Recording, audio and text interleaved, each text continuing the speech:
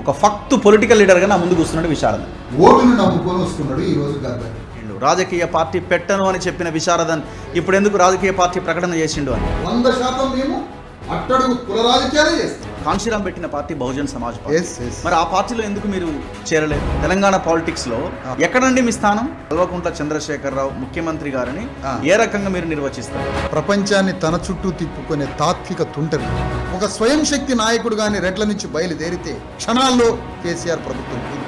ఈ మాటలతోటి ఒక దొరను దింపాల, మరొక దొర సింహాసనం మీద కూర్చో. అన్ని అగ్రవర్ణాల పార్టీల గుండెల్లో ఓటనే గడ్డపారని దింపి ఆర్ఎస్ ప్రవీణ్ కుమార్. నమస్తే. తెలంగాణలో ఎన్నో పార్టీలు వచ్చినాయి పోయినాయి. ఎలక్షన్లకి ముందు తెలంగాణలో 2023 జస్ట్ ఒక డిసెంబర్లో నవంబర్లో జరిగే ఎలక్షన్లకు ముందు మరో కొత్త పార్టీ పురుడు పోసుకుంది. మరి ఈ పార్టీ అన్ని పార్టీలలాగే షటర్ మూసేసుకొని వెళ్ళిపోతుందా, లేదు నిలబడుతుందా? ఇంతకీ నేను మాట్లాడుతున్న పార్టీ ఏంటి? ధర్మ సమాజ్ పార్టీ అనే పార్టీ మన ముందుకు వచ్చింది. డాక్టర్ విశారదన్ మహారాజ్ 10,000 కిలోమీటర్ల పాదయాత్రని పూర్తి చేసుకొని సరూర్ నగర్లోని బహిరంగ సభలో భారీ వర్షంలో ఈ పార్టీ పేరును ప్రకటించారు. ఈ ధర్మ సమాజ్ పార్టీ ద్వారా ఏం సాధిస్తారు ఆయన? తెలంగాణ తెచ్చుకొని దశాబ్దాల పోరాటం చేసి తెలంగాణ తెచ్చుకొని రాష్ట్రం వస్తే 9 సంవత్సరాలుగా మారని జీవితాలు ఈ ఒక్క చిన్న పార్టీతో ఏం మారతాయి? క్వశ్చన్ చేయాల్సిన అవసరం ఉంది. సాంస్కృతిక ఉద్యమం అని స్టార్ట్ చేసి డిఎస్పి ప్రారంభించిన దళిత శక్తి ప్రోగ్రాం ప్రారంభించిన విశారదన్ పార్టీ పెట్టను అని చెప్పి ఇప్పుడు ఎందుకు పార్టీ పెట్టిండు? అసలు తెలంగాణలో ఎస్సీల్లో ఉన్న మాలమాదిగలు కలిసే అవకాశం ఉందా? బీసీల్లో ఉన్న అన్ని బీసీ కులాలు కలిసే అవకాశం ఉందా? ఎక్కడైనా కనిపిస్తున్నదా? అలాంటిది ఈయన బీసీలని, ఎస్సీలని, ఎస్టీలను కలిపి బహుజన రాజ్యాధికారం తెస్తా అంటున్నాడు. క్వశ్చన్ చేయాల్సిన అవసరం ఉందా లేదా? ఖచ్చితంగా క్వశ్చన్ చేయాలి. అందుకే నేను ఇవాళ విశారదన్ మహారాజ్ని మీ ముందుకు తీసుకొచ్చిన. నేను చాలా ఇంటర్వ్యూలు చేసిన ఆయన్ని సాంస్కృతిక ఉద్యమం పేరుతో ఆయన చేసిన పోరాటం కోసం. కానీ ఇవాళ ఆయన ఒక ఫక్తు పొలిటికల్ లీడర్గా నా ముందు కూర్చున్నాడు. మనం చాలా క్వశ్చన్స్ అడగాల్సిన అవసరం ఉన్నది ఈ సమయంలో. ఆయన గురించి చాలామంది చెప్తున్నారు విశారదన్ విద్యార్థిగా ఉన్నప్పుడే అంబేద్కర్ వాదిగా ఆయన మార్గంలో నడిచిండని. నిజంగానే ఆయన అంబేద్కర్ మార్గంలో నడుస్తూ ఈ పార్టీ పెట్టిండా? అడగాల్సిన క్వశ్చన్. ఆ తర్వాత కాంశీరాం బాట పట్టి ఆయన శిష్య బృందంలో చేరిండు. మరి కాంశీరాం బాట పట్టిన విశారదన్ బీఎస్పీలో చేరకుండా డిఎస్పీ ఎందుకు పెట్టిండు? ఈ క్వశ్చన్ మనం అడగాలి. ఉస్మానియా యూనివర్సిటీలో పిహెచ్డి విద్యార్థిగా ఉంటూ తెలంగాణ వస్తే ఆ రాజ్యంలో నా బీసీ ఎస్టీ ప్రజలకు ఏమొస్తుందని గర్జించి అగ్రకుల తెలంగాణ ఉద్యమాన్ని వ్యతిరేకించి దాంట్లో పాల్గొననందుకు గర్విస్తున్నాను అని గతంలో నా ఇంటర్వ్యూలోనే ప్రకటించిండు. అంటే విశారదన్ తెలంగాణ ద్రోహియా? తెలంగాణ వాదాన్ని పక్కన పెట్టిండా? ఇప్పుడు తెలంగాణ వాదాన్ని కాదని ఆయన ధర్మ సమాజ్ పార్టీతో ఇదే తెలంగాణలో రాజకీయంలోకి వస్తాడా, అధికారంలోకి వస్తాడా? అడగాల్సిన క్వశ్చన్. తెలంగాణ ఉద్యమంలో పాల్గొన్నవారు భవిష్యత్తులో సిగ్గుపడాల్సి వస్తుందని ముందుగానే పసిగట్టి ప్రకటించిండట. మరి 1200 మంది ప్లస్ 369 మంది 1569 మంది ఆత్మ బలిదానాల మీద ఆయన మాట ఏంటి? క్వశ్చన్ చేయాల్సిన అవసరం ఉంది. బహుజన్ సమాజ్ పార్టీ గతం వర్తమానం దాని ఎత్తుపల్లాలపై పిహెచ్డి చేసి డాక్టరేట్ పొందిండట. అంటే పిహెచ్డి చేసి డాక్టరేట్ పొంది బీఎస్పీ పార్టీ మంచిది కాదని డిఎస్పీ పెట్టిండా? క్వశ్చన్ చేయాలి. గత 12 ఏళ్ల నుంచి తెలంగాణలో దళిత శక్తి ప్రోగ్రాం అనే ఉద్యమాన్ని స్థాపించి పూలే అంబేద్కర్ భావజాలాన్ని వ్యాపింపజేస్తూ భావజాల ఉద్యమాన్ని నడుపుతున్నాడు. ప్రజా సమస్యల పోరాట మార్గం ఎంచుకోకుండా ప్రజల్లో మానసిక విప్లవాన్ని తీసుకొస్తున్నాడు. మరి ప్రజా సమస్యల మీద పోరాటం చేయకుండా నేను పార్టీ పెడతా అంటే ఎట్లా? అందులో భాగంగానే డిఎస్పీ ఉద్యమం తెలంగాణలోని గ్రామాల్లో కొన్ని వందల వేల సభలు సదస్సులు పెట్టుకుంటూ 1000 కిలోమీటర్ల సైకిల్ యాత్రలు 5000 కిలోమీటర్ల పాదయాత్ర చేసిండు. ప్రస్తుతం తెలంగాణలోని 3 కోట్ల మంది బీసీ, ఎస్సీ, ఎస్టీల రాజ్యస్థాపనకై 10,000 కిలోమీటర్ల స్వరాజ్య పాదయాత్రను పూర్తి చేసుకొని సరూర్ నగర్లో ధర్మ సమాజ్ పార్టీని అనౌన్స్ చేసిండు. ఒక ఫక్తు పొలిటికల్ లీడర్గా నా ముందు కూర్చున్నాడు విశారదన్. సో ఇంతకుముందు కొంత అయ్యో ప్రజల కోసం మాట్లాడుతున్నాడు కదా, సాంస్కృతిక ఉద్యమాన్ని ముందుకు తీసుకొస్తున్నాడు కదా, ఈ భావజాలాన్ని వ్యాపింపజేస్తున్నాడు కదా అని నేను కొంత సాఫ్ట్ కార్నర్తో క్వశ్చన్స్ అడిగి ఉండొచ్చు. కానీ వాళ్ళ నా ముందు పొలిటికల్ లీడర్ విశారదన్ కూర్చున్నాడు. వెల్కమ్ టు మన తొలి వెలుగు విశారదన్ గారు. నమస్తే. మన తొలి వెలుగులో ద రఘు గంజీ పాడ్కాస్ట్ అనేది ప్రోగ్రామ్.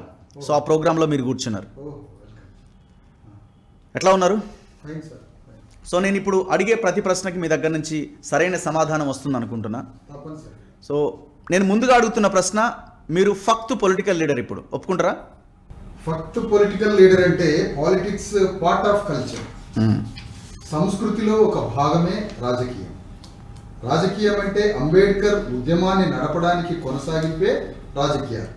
రాజకీయాలు చేయకుండా దాన్ని అంబేద్కరిజం అని ఎటువంటి పరిస్థితుల్లో అన్నారు. నువ్వు అంబేద్కర్ వాదివా 100% పాలిటిక్స్ చేయాల్సింది. పాలిటిక్స్ చేయకుండా అంబేద్కర్ వాదము అంటే అది absolutely wrong. You are Ambedkar do politics, that's all. అది ఇక్కడ చెప్తున్నది. ఎస్, సాంస్కృతిక ఉద్యమం నడిపినాం.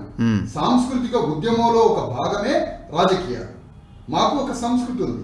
పూర్వకాలంలో ఈ దేశాన్ని పరిపాలించాం, ఈ దేశానికి ఒక సంస్కృతి ఇచ్చాం, ఈ దేశానికి నాగరికత ఇచ్చాం, ఈ దేశాన్ని నిలబెట్టాం. అందులోనే రాజకీయాలు కూడా చేశాం మేము పూర్వకాలం. మళ్ళీ మా సంస్కృతిలో ఒక భాగమైన రాజకీయాలు మళ్ళీ చేస్తున్నాం. అది అంబేద్కర్ ఇచ్చిన భారత రాజ్యాంగ ఆయుధాలతో రాజకీయాలు చేయడానికి ముందుకొచ్చాం. అదే సంపూర్ణమైన అంబేద్కర్ సిద్ధాంతం. Political power is the master key. ఆ తాళం చేతితో నువ్వు ఏ తాళాన్నైనా ఓపెన్ చేయొచ్చు. అందుకని అంబేద్కర్ రాజనీతిజ్ఞుడు. అతను ఏదో జ్ఞానానికి ప్రతీకనో, స్కాలర్షిప్స్కో, సోషల్ వెల్ఫేర్కో సింబాలిక్ కాదు. అంబేద్కర్ చెప్పింది పాలిటిక్స్ చేయమని, రాజ్యాన్ని చేతిలో పెట్టుకోమని. కానీ తెలంగాణలో ఉద్యమకారులంతా రాజకీయాలు తప్ప అన్ని చేశారు. డబ్బు కొట్టారు, పాటలు పాడారు, ఎగిరి దూకారు, తుపాకులు పెట్టారు. పాటలు పాడుతూ, తుపాకులు పడుతూ, ఎగిరి దూకుతూ, ఉద్యమాలంటూ రోడ్ల మీదకి వచ్చి పోలీసుల గల్లాలు బట్టి తన్నులు తిని, దెబ్బలు తిని జైల్లోకి పోయారు. కానీ ఓటు అనే ఆయుధాన్ని మర్చిపోయి, ఆ ఓటు ఆయుధాన్ని మర్చిపోయి అన్నీ చేసి చివరికి గద్దర్ కూడా 50 సంవత్సరాలు తప్పుడు మార్గంలో ప్రయాణం చేసి, తప్పుడు మార్గంలోకి అందరినీ తీసుకుపోయి, అతనికి 75 సంవత్సరాలు వచ్చాక ఈరోజు కన్ను తెరిచి ఓటును నమ్ముకొని వస్తున్నాడు ఈరోజు గద్దర్. ఇదే గద్దర్ ఏదో 50 ఏళ్ల క్రితమే ఓటును నమ్ముకున్నట్లయితే ఈరోజు తెలంగాణలో ఎంత చైతన్యం వచ్చేది. అంటే ఇప్పుడు కన్ను తెరుస్తున్నారు ఓటు గురించి. మేము ఈ ఓటు గురించే 12 ఏళ్ల నుంచి చెప్పుకుంటూ వచ్చాం. నా పాయింట్ ఏంటంటే 12 సంవత్సరాల మీ సాంస్కృతిక ఉద్యమంతో ప్రజల్లో ఏం మార్పు తీసుకురాగలిగినారు? అంటే ఇది ప్రజల్లో పూర్తిగా మార్పులు తీసుకొచ్చిన ఈ ఉద్యమం ద్వారానే రాజకీయాల్లోకి వస్తున్నారా? రాజకీయ పార్టీ పెట్టిరా? ఒక రాజకీయ వేదికని నిర్మించడానికి దానికి ముందుగా నాన్ పొలిటికల్ గా ప్రజల్ని కల్చరల్ గా ఆర్గనైజ్ చేయాలి. అంటే మానసిక విప్లవాన్ని తయారు చేయాలి. నువ్వెవరివి, నువ్వు ఎక్కడి నుంచి వచ్చావు, నీ శక్తి ఏంటి, నువ్వేం చేయగలవు అని నిన్ను ఒక సుపీరియర్ కాంప్లెక్స్ లోకి తీసుకుపోవాలి. క్యాస్ట్ సిస్టమ్ ఏం చేస్తుందంటే మనిషిని ఇన్ఫీరియారిటీ కాంప్లెక్స్ లోకి పంపిస్తూ ఉంటుంది. నాకేం చేత కాదు, నేనేం చేయలేని వాడిని, ఈ సమాజంలో నేను ఎక్కడో దూరంగా ఉండేవాడిని అని వెనక్కి నెడుతూ ఉంటుంది సిస్టమ్. కానీ రాజ్యాంగం ఇచ్చిన ఆయుధాల ప్రకారం నేనైనా ధీరుభాయ్ అంబానీ అయినా ఒకటే, నేనైనా మోడీ అయినా ఒకటే, నేనైనా ముఖ్యమంత్రి అయినా ఒకటే. ముఖ్యమంత్రి తప్పు చేసినా, ప్రధానమంత్రి తప్పు చేసినా, ధీరుభాయ్ అంబానీ తప్పు చేసినా ముగ్గురిని గల్లాబట్టి కోర్టు బోన్లో నిలబెట్టగలిగే అవకాశం నాకు ఇండియన్ కాన్స్టిట్యూషన్ ఇచ్చింది. ప్రధాని మోడీ మీద పోటీ చేసే అవకాశం నాకు ఇచ్చింది. నా ఓటు 20 లక్షల కోట్లున్న అంబానీ ఓటు సమానం చేసి పారేసింది. ఈ ఈక్వల్ రైట్స్ ఏదైతే రాజ్యాంగం ఇచ్చిందో ఈ రైట్స్ మొత్తాన్ని ప్రజలకి తెలియజేసి, మన సాంస్కృతిక వైభవం ఒకటి ఉన్నది 2000 సంవత్సరాల క్రితం. మనం ఒకప్పుడు ఈ దేశాన్ని పరిపాలించిన రాజులము. కాబట్టి వాళ్ళు ఎగైన్ మళ్ళీ మన ఈ దేశంలో రాజ్యానికి రావాలి. మధ్యలో కుట్రదారులు కాన్స్పిరసీ చేసి మనల్ని అంటరాని వారుగా శూద్రులుగా మార్చారు. మళ్ళీ ఇండియన్ కాన్స్టిట్యూషన్ వచ్చి సామాన్యులని ప్రభువులుగా మార్చడానికి, సామాన్యుని సింహాసనం మీద కూర్చోబెట్టడానికి రాజ్యాంగం వచ్చింది. కాబట్టి 12 ఏళ్ళు కల్చరల్ నాన్ పొలిటికల్ గా చైతన్యం చేసి, ఆ చైతన్య సారంలో నుంచి వచ్చిన శక్తితో ఈరోజు రాజకీయాల్లో ఢీకొనడానికి పోరాటం చేస్తున్నాం. అదే క్రమంలో సైన్యం లేకుండా యుద్ధం చేయకూడదు. కాబట్టి నేను 12 ఏళ్ళు సైన్యాన్ని నిర్మించాను. తెలంగాణలో 10,000 గ్రామాల్లో నాకు 1,00,000 మంది సైన్యం. మిమ్మల్ని చాలా తీవ్రంగా వ్యతిరేకిస్తున్నారు. సాంస్కృతిక ఉద్యమం అని స్టార్ట్ చేసిన విశారదన్ ఇవాళ రాజకీయ పార్టీ ఎందుకు పెట్టిండు? రాజకీయ పార్టీ పెట్టను అని చెప్పిన విశారదన్ ఇప్పుడు ఎందుకు రాజకీయ పార్టీ ప్రకటన చేసిండు అని? ఒకటి, ఈరోజు కేరళలో నారాయణ గురు ఉద్యమం ఉంది. కేరళలో నారాయణ గురు ఉద్యమం ఈరోజు ఒక రాజకీయ పార్టీగా ఆవిర్భవించింది. యజవా కులస్తులంతా రాజకీయ యుద్ధం చేస్తున్నారు. నంబర్ 2, నిషాదులని బీహార్లో నిషాదులంతా రాజకీయ యుద్ధం చేస్తున్నారు. వాళ్ళకి ఒక సాంస్కృతిక నేపథ్యం ఉంది. ఆ తర్వాత సాంస్కృతిక నేపథ్యం, మత నేపథ్యం ఉన్న ఎంఐఎం ఈరోజు తెలంగాణలో రాజకీయ యుద్ధం చేసి హైదరాబాద్ మహానగరంలో 25 లక్షల మంది ముస్లింలు ఆధ్యాత్మిక సాంస్కృతిక ఉద్యమ నేపథ్య భూమిక నుంచి వాళ్ళకి సాంస్కృతిక ఆధ్యాత్మిక మత నేపథ్యం నుంచి 25 లక్షల మంది ముస్లింలు తమ ఓటుని తామేసుకుంటూ 50 కార్పొరేట్లు గెలిచి ఇంకొక 50 కార్పొరేట్లలో ప్రభావం చూపించి 7 అసెంబ్లీలను గెలుచుకొని 50 అసెంబ్లీలలో వాళ్ళ యొక్క ప్రభావాన్ని చూపించి ఈరోజు రాష్ట్ర ప్రభుత్వాన్ని వాళ్ళ చేతిలో పెట్టుకున్నారు. ఒక ముస్లిం సాంస్కృతిక నేపథ్యం ఉన్నవాళ్ళు హిజ్రాలు ట్రాన్స్జెండర్స్ ఛత్తీస్గఢ్ లో ఒక ఏరియాలో మున్సిపాలిటీలో 12 వార్డులు గెలుచుకొని మున్సిపల్ చైర్మన్ అయ్యారు. అంటే బీహార్లో నిషాదులు, కేరళలో అక్కడ నారాయణగురికి సంబంధించిన సాంస్కృతిక నేపథ్యం, హైదరాబాద్ లో ముస్లింస్, ఇట్లా అనేక సాంస్కృతిక నేపథ్యం. అక్కడ దాకా ఎందుకు బీజేపీ ఎక్కడి నుంచి వచ్చింది? ఒక సాంస్కృతిక నేపథ్యం నుంచి వచ్చింది. ఒక సాంస్కృతిక నేపథ్యం నుంచి రామా శబ్దం నుంచి ఈరోజు ఇండియన్ గవర్నమెంట్ని పట్టుకున్నారు కదా. తెలంగాణ ఎక్కడి నుంచి వచ్చింది? ఒక సాంస్కృతిక ఉద్యమ నేపథ్యం నుంచి తెలంగాణ వేదికని సృష్టించి ఒక రాజ్యాన్ని తీసుకొని వచ్చారే.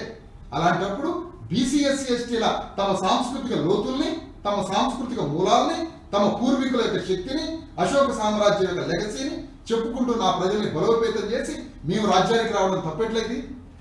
ముందెందుకు చెప్పలేదు ఈ విషయాన్ని? స్ట్రాటజీస్ ఉంటాయి, అనేక స్ట్రాటజీలు ఉంటాయి. ఓ కుటుంబంలో ఓ చిన్న పిల్లలతో తల్లి అనేక ఎత్తుగడలు వేసినప్పుడు సమాజంలో ఎత్తుగడలు ఉండవా? మేము కూడా అనేక ఎత్తుగడల నేపథ్యం ఉన్నాం. అయినా ఇప్పుడు అంటున్నాం రాజకీయం కూడా సంస్కృతిలో భాగమే.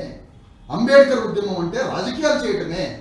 అంబేద్కర్ ఉద్యమం రాజకీయాలు చేయడమే. అంబేద్కర్ ఉద్యమం అంటే అంబేద్కర్ 3 పార్టీలు పెట్టాడు. ఇండియన్ లేబర్ పార్టీ పెట్టాడు. అవును. భారతదేశంలో అప్పుడే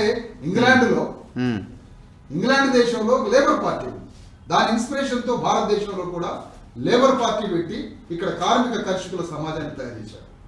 ఆ తర్వాత షెడ్యూల్ క్యాస్ట్ ఫెడరేషన్ పార్టీ పెట్టాడు. తర్వాత రామ్ మనోహర్ లోహియా ప్రభావం ఇద్దరు కలిసి ఒక పెద్ద పథకం తయారు చేసి, ప్లాన్ తయారు చేసి, Ram Manohar Lohia belongs to Vaishya community. కానీ ఆయన ఎంతో పెద్ద సోషలిస్ట్. భారతదేశంలో అనేక మంది ఆయన శిష్యులే, పెద్ద పెద్ద సోషలిస్ట్ నాయకులు ఆయన శిష్యులే.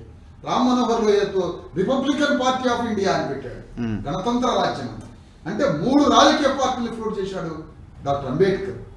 ఆ ఉద్యమానికి కొనసాగింపే ఈరోజు ధర్మ సమాజ్ పార్టీ పేరుతో తెలంగాణలో బీసీ ఎస్సీ ఎస్టీల 3 కోట్ల మంది ప్రజలకి ఒక స్వీయ రాజకీయ వేదిక ఇన్నాళ్ళ తర్వాత ప్రారంభం. నా పాయింట్ ఏంటంటే, మీరు అంబేద్కర్ కాన్షీరామ్ వారసుడు అని మీకు మీరుగా స్వయం ప్రకటిత అంటారా? దీన్ని ఏమన్నారు? నా గురువు ఎవరో నేను చెప్పుకోవడం స్వయం ప్రకటితం ఎట్లయితే? వారసుడు అంటున్నారు మీరు. నా గురువుని చెప్పుకుంటున్నాను, నా గురువు లెగసీని ఫాలో అవుతున్నాను. నా గురువుకి నేను వారసత్వంగా నేను బయలుదేరాను నేను చెప్పుకుంటున్నాను. తన వారసత్వం నీవు ఎవరి వారసత్వం అని చెప్పుకోవడం తప్పట్లయింది, గొప్పట్లయింది. నేను ఫలానా వారసుని, కాన్షీరామ్ ఆలోచనకి నేను వారసుడిగా బయలుదేరాను. అంటే మీరు అంబేద్కర్తో కాన్షీరామ్తో పోల్చుకుంటున్నారన్నది బయట కొంతమంది చేస్తున్న వాదన, కామెంట్. అంబేద్కర్ కాన్షీరామ్ కాలు గోటికి అంటిన ధూళిలో ఉన్న రేణువులో ఉన్న ఒక ఎలక్ట్రాన్ తో కూడా నేను సమానం కాదు. వాళ్ళ ఆలోచనని ముందుకు తీసుకుపోయే బాధ్యత కలిగిన వాడిని. వాళ్ళకి నాకేంటి పోటీ? వాళ్ళకి నాకు కంపేర్ ఎట్లుంటుంది? వాళ్ళెవరు, నేనెవరు? వాళ్ళ ఆలోచన ముందు తీసుకుపోయేటువంటి ఒక సామాన్యుడిని. సో మొత్తానికి విశారదన్ గారు, మీరు పార్టీ పెట్టాలి అన్న ఆలోచన మీరు దళిత శక్తి ప్రోగ్రామ్ స్టార్ట్ అయినప్పుడే మీలో వచ్చింది, రైట్? ఇమీడియట్గా. ఇది మీ కార్యకర్తలతో కూడా మాట్లాడారా? మాట్లాడాను. ఓకే, మాట్లాడాను. వాళ్ళ అంగీకారంతో అన్ని. ఓకే. సో ఇప్పుడు ధర్మ సమాజ్ పార్టీ ఏ ధర్మం అంటే హిందూ ధర్మం, ఇస్లాం ధర్మం, క్రైస్తవ ధర్మం, ఇంకో మతానికి సంబంధించిన ధర్మం అంటే యాక్చువల్లీ ధర్మం అంటే అది ఒక స్పిరిచువల్ వర్డ్ లాగా ఇంట్రడ్యూస్ అయింది. ధర్మము అంటే స్పిరిచువల్ వర్డ్ కాదు, అది ఆధ్యాత్మిక పదం కాదు. ధర్మము అంటే మార్గము అని అంటాం. మార్గం, జీవితానికి కావలసిన మార్గము అని అంటాం. ధర్మ సమాజ్ పార్టీ అంటే హిందూ ధర్మం కాదు, ముస్లిం ధర్మం కాదు, బౌద్ధ ధర్మం కాదు, ఏ మతానికి సంబంధించిన ధర్మం కాదు. భారత రాజ్యాంగ ధర్మం, భారత రాజ్యాంగ ప్రియాంబుల్లో రాసుకున్న ధర్మం. ఆ ధర్మమే, ఆ ప్రియాంబుల్లో రాసుకున్నటువంటి వాక్య ధర్మమే ఈ ధర్మ సమాజ్ పార్టీ. అందుకని ధర్మ సమాజ్ పార్టీ అనే ఒక పేరుని భారత ఎన్నికల సంఘంలో నమోదు చేయించాం. ఎప్పుడు చేయించారు ఇది? ఇది ఒక 100 days అవుతుంది. 100 days బ్యాక్. సో మీరు ముందుగా ఏం చేయించలేదు దీన్ని? బయటికి రిలీజ్ అవుతుంది అనుకున్నా? ఏం చెప్పకుండా చెప్పలేదు. 3 నెలల క్రితమే భారత ఎన్నికల సంఘంలో ఇది రిజిస్టర్ చేయించాము ధర్మ సమాజ్ పార్టీ పేరుతో. ఎందుకు ధర్మ సమాజ్ పార్టీ అనే పేరుని మీరు ఉపయోగించారు? బహుజన సమాజ్ పార్టీకి దగ్గరగా ఉంటుందనా? బిఎస్పిలోకి వెళ్ళలేక టిఎస్పి అని పెడితే ధర్మ సమాజ్ పార్టీ అని పెడితే ఆ పార్టీకి దగ్గరగా ఉంటుందన్న ఆలోచన? అట్లాంటిది ధర్మ సమాజ్ పార్టీ అనేది మనం జీవితానికి సంబంధించిన ఒక మార్గము, రాజ్యాంగ మార్గం అని. సమాజం, ధర్మం, సమాజం పార్టీ. ఏదైనా ఒక పార్టీ పెట్టినప్పుడు ఒక ఐడియల్ సొసైటీ. కాంగ్రెస్ పార్టీ ఎప్పుడో 125 ఏళ్ల క్రితం ఒక ఇంగ్లీష్ పదంతో పార్టీని ప్రారంభించాడు. అది ఒక ఇంగ్లీష్ వర్డ్ ప్రారంభించిన వేదిక. ఓకే. కమ్యూనిస్ట్ పార్టీ అదొక ఇంగ్లీష్ వర్డ్. అట్లా ఎన్నో పదాలు ఉన్నాయి. కానీ నేను అసలైన ఈ దేశ భాషను వాడాను, ధర్మ సమాజ్ పార్టీ. అంటే ఇది ఇక్కడ ఒక పాయింట్ నాకు కనబడతా ఉన్నది.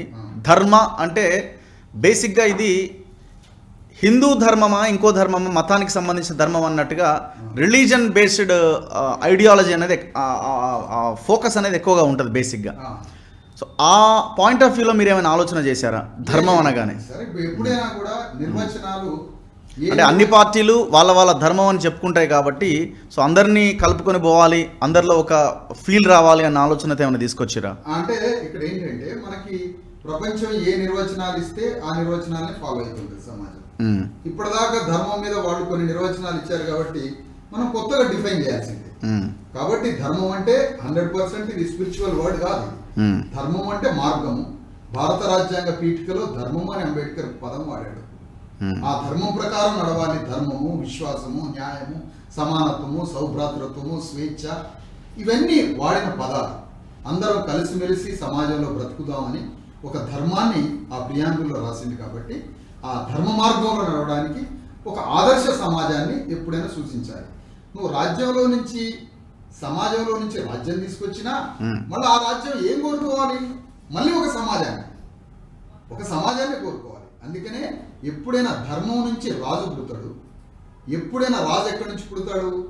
రాజు రాజ్యం ఎక్కడి నుంచి పుడుతుంది? ధర్మం నుంచే రాజు రాజ్యం పుడుతుంది. తర్వాత మళ్ళీ రాజే ధర్మాన్ని నిలబెడతాడు. వెరీ వెరీ కీ పాయింట్ ఇది. ఏ రాజైనా ఒక ధర్మం నుంచి రాజు పుట్టుకొస్తాడు, మళ్ళీ అదే రాజు ఆ ధర్మాన్ని నిలబెడతా ఉన్నాడు. ఇది ఒక సైకిల్ సిస్టమ్. అట్లనే మేము ఒక ధర్మాన్ని, భారత రాజ్యాంగ ధర్మాన్ని తీసుకున్నాం. ఈ ధర్మంలో నుంచి రాజులు పుడతారు, మళ్ళీ ధర్మాన్ని స్థాపిస్తాం. రాజులా? రాజు. సో మీరే ఒక రాజా? లేదు, నేను రాజును కాదు, నేను రాజును సృష్టించేవాడిని.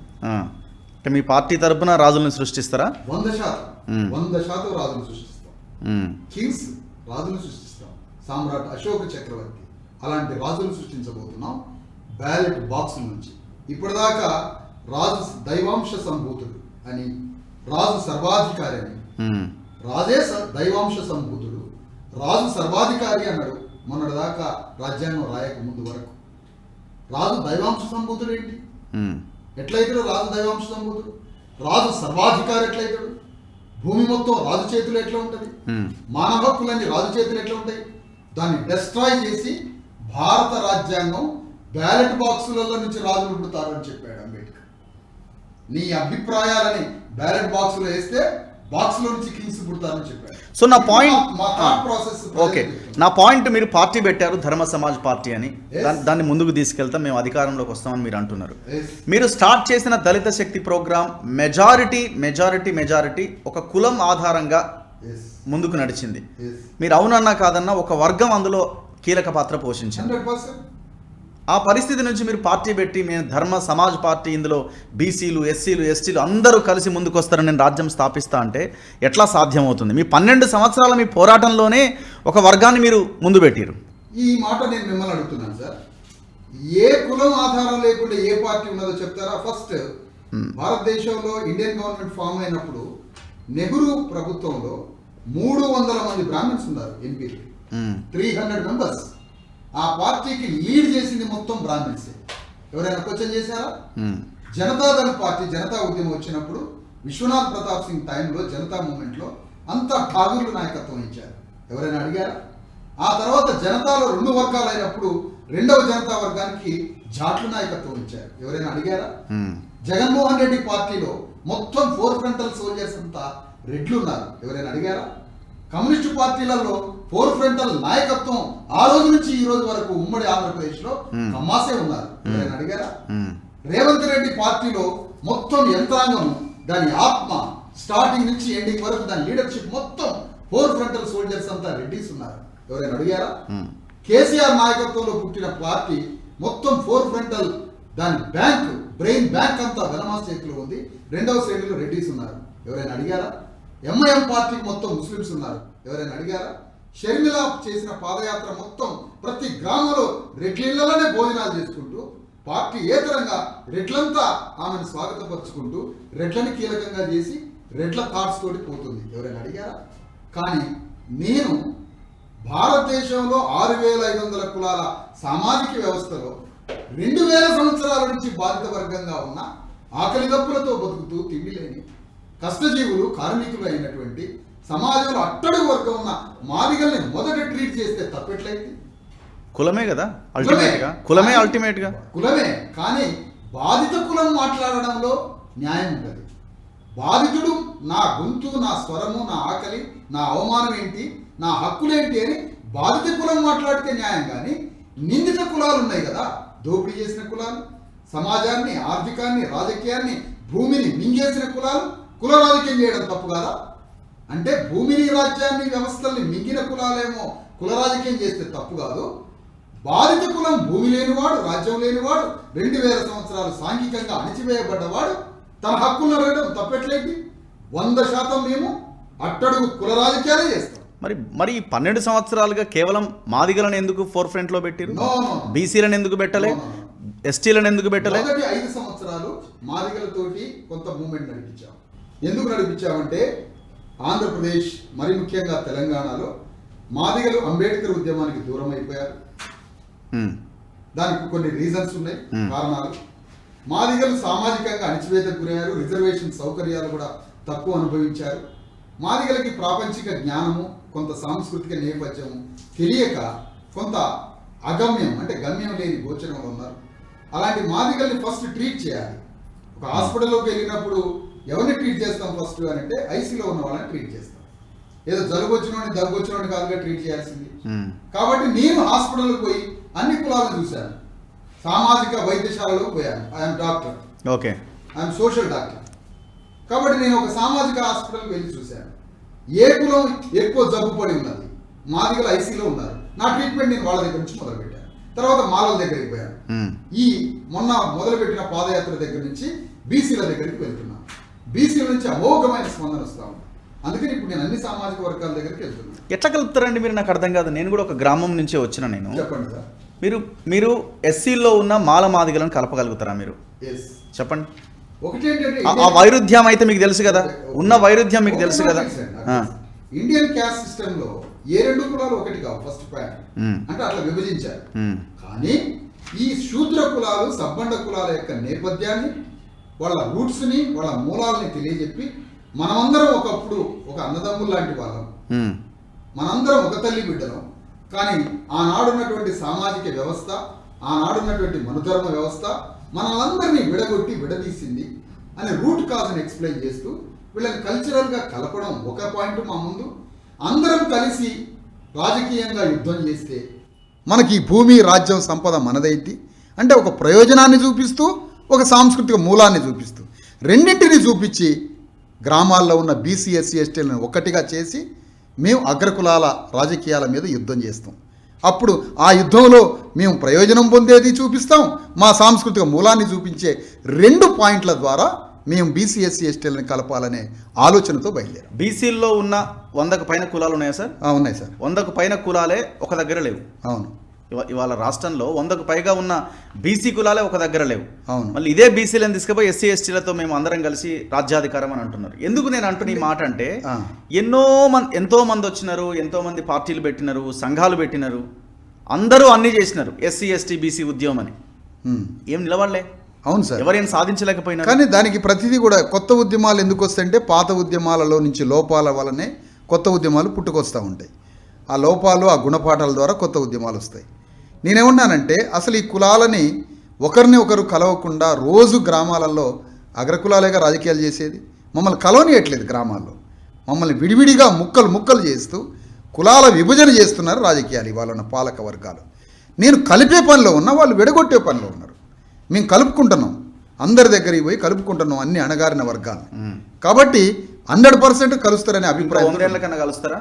ఇంకా 100 ఏళ్ల కన్నా కలుస్తారా? 5 సంవత్సరాలు కలవబోతున్నారు. 5 ఇయర్స్. చాలా డ్యూరేషన్ తీసుకున్నది. అతిశయోక్తి అవుతుందేమో. అతిశయోక్తి అసలే కాదు. ఎందుకు అంటే 10 ఏళ్లలో మేము అనుకున్న లక్ష్యాలను చేరబోతున్నాం. అందులో 5 ఏళ్లలో మేము కొన్ని కులాలని తెలంగాణలో బీసీలని ఎస్సీలని కలుపుకుపోతున్నాం. ఇప్పటికే గ్రామాలలో ఆ వాతావరణం మొదలైంది. గ్రామాలలో చేస్తున్న రాజకీయాల వికృత చర్యలు అర్థమవుతున్నాయి. ఇప్పుడిప్పుడే కుటుంబాలను విడదీస్తున్నారు, కులాలను విడదీస్తున్నారు, ఒక కులాన్ని గలవనేయట్లేదు. వాటన్నింటి విడమర్చి చెప్తున్నాం ఈరోజు. సో నా పాయింట్ ఇంకొకటి సార్, 10,000 కిలోమీటర్ల పాదయాత్ర మీరు చేశారు, గతంలో 5,000 కిలోమీటర్ల పాదయాత్ర. ఎగ్జాక్ట్లీ. మీ మెయిన్ టార్గెట్ రాజ్యాధికారం అనే ఒక ఎజెండా అయినప్పుడు, రాజ్యాధికారమే మీ ఎజెండా అయినప్పుడు, పొలిటికల్ మాస్టర్కి అయినప్పుడు, మరి మీరు ఆనాడే పార్టీ పెట్టి ఈ 12 సంవత్సరాలుగా ఫైట్ చేసి ఉంటే మీ పార్టీ బలంగా వెళ్ళిపోయేది. మీరు గట్టిగా ప్రజల కోసం పనిచేస్తే, ప్రజా సమస్యల మీద క్వశ్చన్ చేయగలిగితే ఇంకా అద్భుతంగా ఉండేది కదా. అంటే ఎప్పుడైనా ఒక రాజకీయ యుద్ధాన్ని, రాజకీయ వేదికను నిర్మించేటప్పుడు దానికి రాజకీయేతర మార్గాలు కూడా చూసుకోవాలి, నాన్ పొలిటికల్గా. అందుకనే రాజకీయ వేదికకు ముందుగా రాజకీయేతరంగా ప్రజల్ని కల్చరల్గా సమీకరించడం జరిగింది. మీకు లోక్సత్తా జయప్రకాష్ నారాయణ కావచ్చు, కోదండరామ్ కావచ్చు, భారతదేశంలో అనేక ఉద్యమాలు మీరు చూడండి. కొంత సామాజిక సాంస్కృతిక కార్యక్రమాలని చేసి తద్వారా ఆ వేదిక మీద నుంచి ఆ సామాజిక సాంస్కృతిక అవసరాలని రాజకీయం ద్వారా పరిపూర్ణం చేయడానికే రాజకీయ వేదికలు పుట్టుకొస్తూ ఉంటాయి. అందుకనే నేను కూడా సామాజిక సాంస్కృతిక వేదిక నుంచి బయలుదేరి రాజకీయ రూపంలోకి తీసుకొని రావడం జరిగింది. ఇది అవసరం కూడా, అందుకనే నేను ఈ లైన్ ఎంచుకోవడం జరిగింది.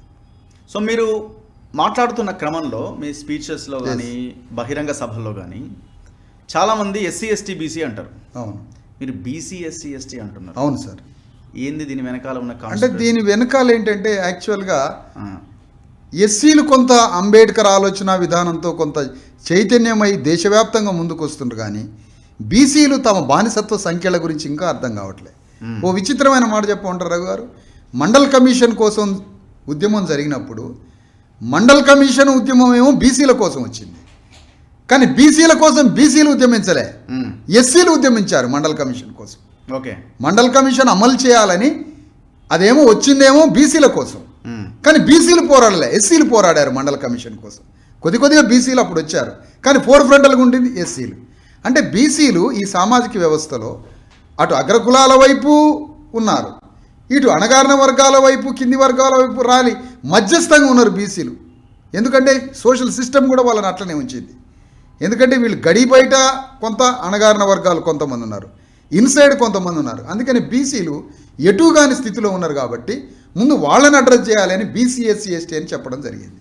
ఫస్ట్ అట్లా తీసుకోవడం జరిగింది. సో నా పాయింట్ ఇంకొకటి చెప్పండి. ఇవాళ బీసీలు ఎంత 50% ఏవో బీసీలు ఉన్నారు. అవునండి. ఎస్సీలు 18-20%కి వచ్చారు. 20% ఎస్సీలు ఉన్నారు. ఎస్టీలు 10%, ఎస్టీలు 8 to 10%. ఓకే, 8 to 10% ఉన్నారు. ఇందులో మెజారిటీ బీసీలు 50% ఉన్నారు, 56% ఉన్నారు. టోటల్ 93-95% అవుతుంది.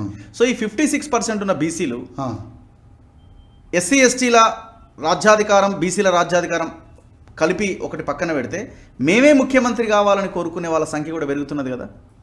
సో అల్టిమేట్గా మేమే పైన ఉండాలా. సో బీసీలని కలుపుకు పొంది ఎస్సీలు కూడా భవిష్యత్తులో మనం అంతా రాజ్యాధికారంలోకి వచ్చే అవకాశం లేదు. సో కాబట్టి బీసీలని ఫోర్ ఫ్రంట్లో పెట్టండి అన్న ఒక లైన్ కూడా వినిపిస్తున్నది, కొంతమంది వినిపిస్తుంది. తప్పు కూడా కాదు కాదు, రావచ్చు. ముఖ్యమంత్రి పీఠం కావచ్చు. ముఖ్యమంత్రి మీన్స్ రాజ్యాధికారంలో ఈ టీంని లీడ్ చేసే దాంట్లో బీసీలు కూడా ఉండొచ్చు, తప్పు లేదు. ఆయా సందర్భాలను బట్టి ఒక అంగీకారంతో కొంతకాలం వాళ్ళు కొంతకాలం వీళ్ళు అనే ఒక అవగాహనతో ముందుకు పోవచ్చు. అదేం పెద్ద సమస్య కాదు. ముందు అందరం కలిసి రాజకీయ యుద్ధం చేయడం అనేది ప్రధానం ఇక్కడ.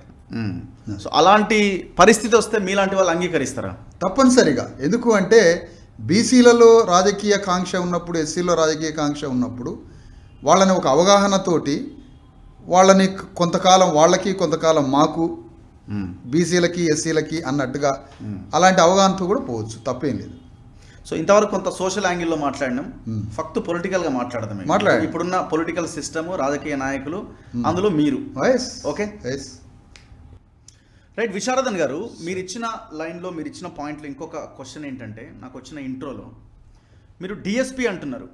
మీరు అన్నారు కాన్షీరామ్ బాటా నా బాటా అని. కాన్షీరామ్ వారసుడిగా నేను మీ ముందుకు వస్తున్నా అన్నారు. కాన్షీరామ్ పెట్టిన పార్టీ బహుజన్ సమాజ్ పార్టీ. మరి ఆ పార్టీలో ఎందుకు మీరు చేరలేదు? ఆ పార్టీనే మీరు ముందుకు నడిపించే ప్రయత్నం చేయొచ్చు కదా. ఎగ్జాక్ట్లీ. ఆ వాస్తవానికి నేను బహుజన్ సమాజ్ పార్టీలో ఒక దశాబ్ద కాలం పనిచేయడం జరిగింది. ఓకే. ఆ పార్టీ మీద నేను ఒక రీసెర్చ్ కూడా చేయడం జరిగింది. పిహెచ్డి దాని మీద చేయడం జరిగింది. ఆ పార్టీ ఫిలాసఫీ చాలా గొప్పది.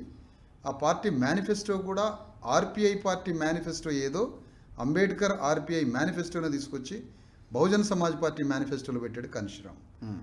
ఆర్పిఐ పార్టీ ఆ రోజు అధోగతి పాలైతూ దానికి దిక్కుదేశాలు లేనటువంటి అగమ్య గోచరంలో ఉన్న పార్టీని అది ఇక సరిపోదు అని అందులోంచి కాన్షీరామ్ వచ్చి బహుజన్ సమాజ్ పార్టీని స్థాపించడం జరిగింది. ఆయన యొక్క ఆలోచన విధానం నేను ఆకర్షింపబడే ఆ పార్టీలో పనిచేయడం జరిగింది. కాన్షీరామ్ గారు మరణించిన కొంతకాలం తర్వాత ఆ పార్టీ దేశవ్యాప్తంగా దాని ఓటు బ్యాంకు, ఆ పార్టీ ముఖము, దిశ, ఆ పార్టీ ధ్రువాన్నే కోల్పోయింది. ధ్రువం, పార్టీకి ఒక ధ్రువం ఉంటుంది. ఓకే. ఆ ధ్రువాన్ని కోల్పోయి అది పూర్తిగా తిరోగమనంలోకి ప్రయాణం చేస్తూ ఉంది. అది నేనన్న మాట కాదు. ఇండియన్ ఎలక్షన్ కమిషన్ ఇచ్చినటువంటి మొత్తం ఓటింగ్ సిస్టమ్ చూడండి. జమ్మూ కాశ్మీర్లో ఒకప్పుడు పార్టీ ఎట్లా ఉండే, హిమాచల్ ప్రదేశ్లో ఎట్లా ఉండే, పంజాబ్లో ఎట్లా ఉండే, మధ్యప్రదేశ్లో 12% ఓటు ఏమైపోయింది, ఛత్తీస్గఢ్లో ఉన్న 12% ఓట్ బ్యాంక్ ఏమైపోయింది, బీహార్లో ఉన్న ఓట్ బ్యాంక్ ఏమైపోయింది, పశ్చిమ బెంగాల్లో ఉన్నది ఏమైపోయింది, మహారాష్ట్ర విదర్భలో ఉన్న ఓట్ బ్యాంక్ ఏమైపోయింది, తెలంగాణలో అంతకుముందున్న వైభవం ఏమైపోయింది. భారతదేశ వ్యాప్తంగా ఈరోజు కర్ణాటకలో పోయిన 5 ఏళ్ల క్రితం అద్భుతంగా ఉన్న పార్టీ, ఒక ఎమ్మెల్యే ప్రతి చోట 5-10 వేల ఓట్లున్న పార్టీ ఈరోజు కర్ణాటకలో పరిస్థితి ఏంటి? దేశవ్యాప్తంగా ఆ పార్టీ తిరోగమన దిశలో ప్రయాణం చేస్తూ ఆ పార్టీ ముఖాన్ని కోల్పోయి, సైద్ధాంతిక ప్రయాణాన్ని కూడా కోల్పోయి, ఆ పార్టీ వెనుకడుగేసే క్రమంలో అదే సిద్ధాంతంతో ఈ దేశంలో, ఈ రాష్ట్రంలో మరొక పార్టీని రివైవ్ చేయడం తప్ప? ఇది ఎట్లా తప్పవుతుంది?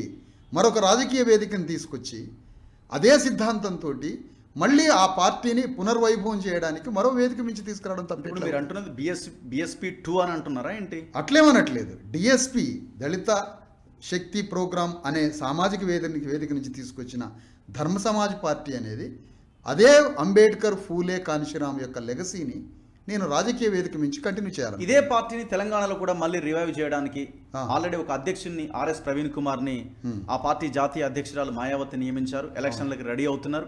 మాయావతి రేపు 7వ తేదీన కూడా ఆమె ఒక బహిరంగ సభ ద్వారా ప్రజలకు పిలుపునివ్వబోతున్నారు, బీఎస్పీని అధికారంలోకి తీసుకురావాలి అని.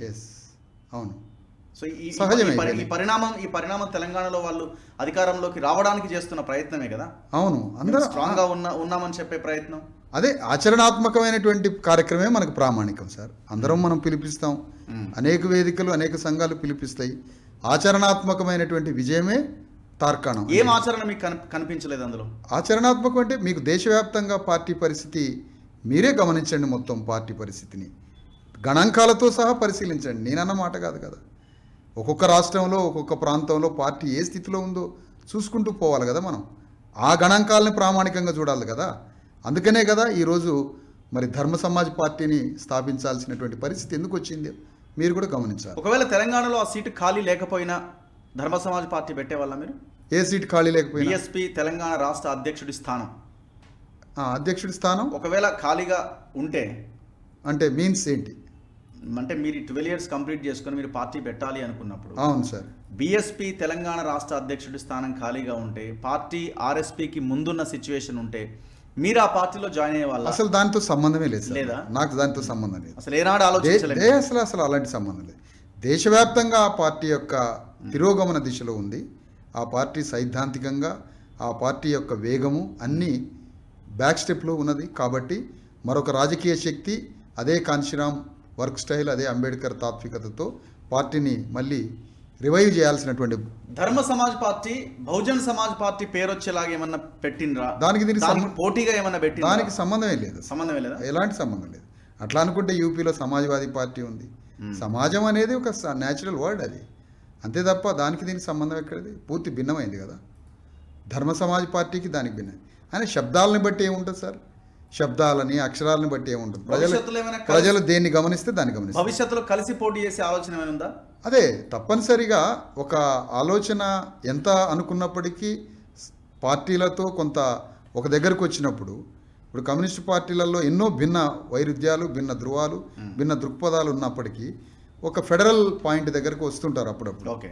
అట్లనే బహుజన్ సమాజ్ పార్టీతో సందర్భం సమయం వచ్చినప్పుడు, కలిసి పనిచేసే అవకాశాలు వచ్చినప్పుడు తప్పకుండా ఆ దిశగా ఆలోచిస్తాం. పాజిటివ్గానే ఉన్నాయి ఇప్పటికీ. ఓకే. అందులో సో టోటల్ తెలంగాణ పాలిటిక్స్లో 119 నియోజకవర్గాల్లో సార్, మీరు గతంలో నేను మీ స్పీచ్లు విన్నా, ఇప్పుడు తెలంగాణ మూవ్మెంట్లో దండోరా ఇవన్నీ టైంలో చాలా గొప్ప స్పీచ్లు ఇవి. సో ఈ 12 సంవత్సరాల కాలంలో మీరు ఎక్కడ ఒక పొలిటికల్ లైన్ని టచ్ చేయలే, ఒక పొలిటికల్ లీడర్ని విమర్శించలేదు. అవును సార్. సో ఇప్పుడు మీరు ఫక్త్ పొలిటికల్ లీడర్గా మీరు ఇక స్టార్ట్ చేయబోతున్నారు. 100%. ఎక్కడండి మీ స్థానం తెలంగాణ పాలిటిక్స్లో?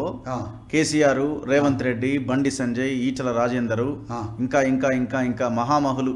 సరే, మహామహులు అంటే వాళ్ళుగా వాళ్ళ స్థానంలో వాళ్ళు గొప్పే. మీరెక్కడున్నారు ఈ ప్లేస్లో అంటున్నాను నేను. అసలు వీళ్ళ పాలిటిక్స్ న్యాయంగా, నీతిగా, ధర్మంగా వీళ్ళు చేస్తే నాకు అన్నా వెనకుంటారు వీళ్ళంతా.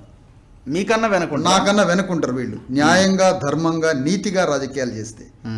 రాజనీతి అనేది, రాజధర్మం అనేది ఒకటి ఉంటుంది. అసలు వీళ్ళకి రాజధర్మం తెలుసా? వీళ్ళకి రాజనీతి తెలుసా?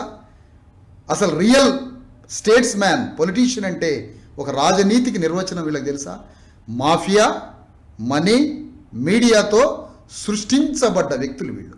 వీళ్ళ వెనక మాఫియా ఉంటుంది, వీళ్ళ వెనక మనీ ఉంటుంది, వీళ్ళ వెనక మీడియా ఉంటుంది, వీళ్ళ వెనక కొన్ని క్యూబిక్ మీటర్ల లాగానే క్యూసెక్లు, వాటర్లో క్యూసెక్లు ఉంటాయి కదా, అవును, కొన్ని క్యూసెక్ల మందు ఉన్నది వీళ్ళ వెనక.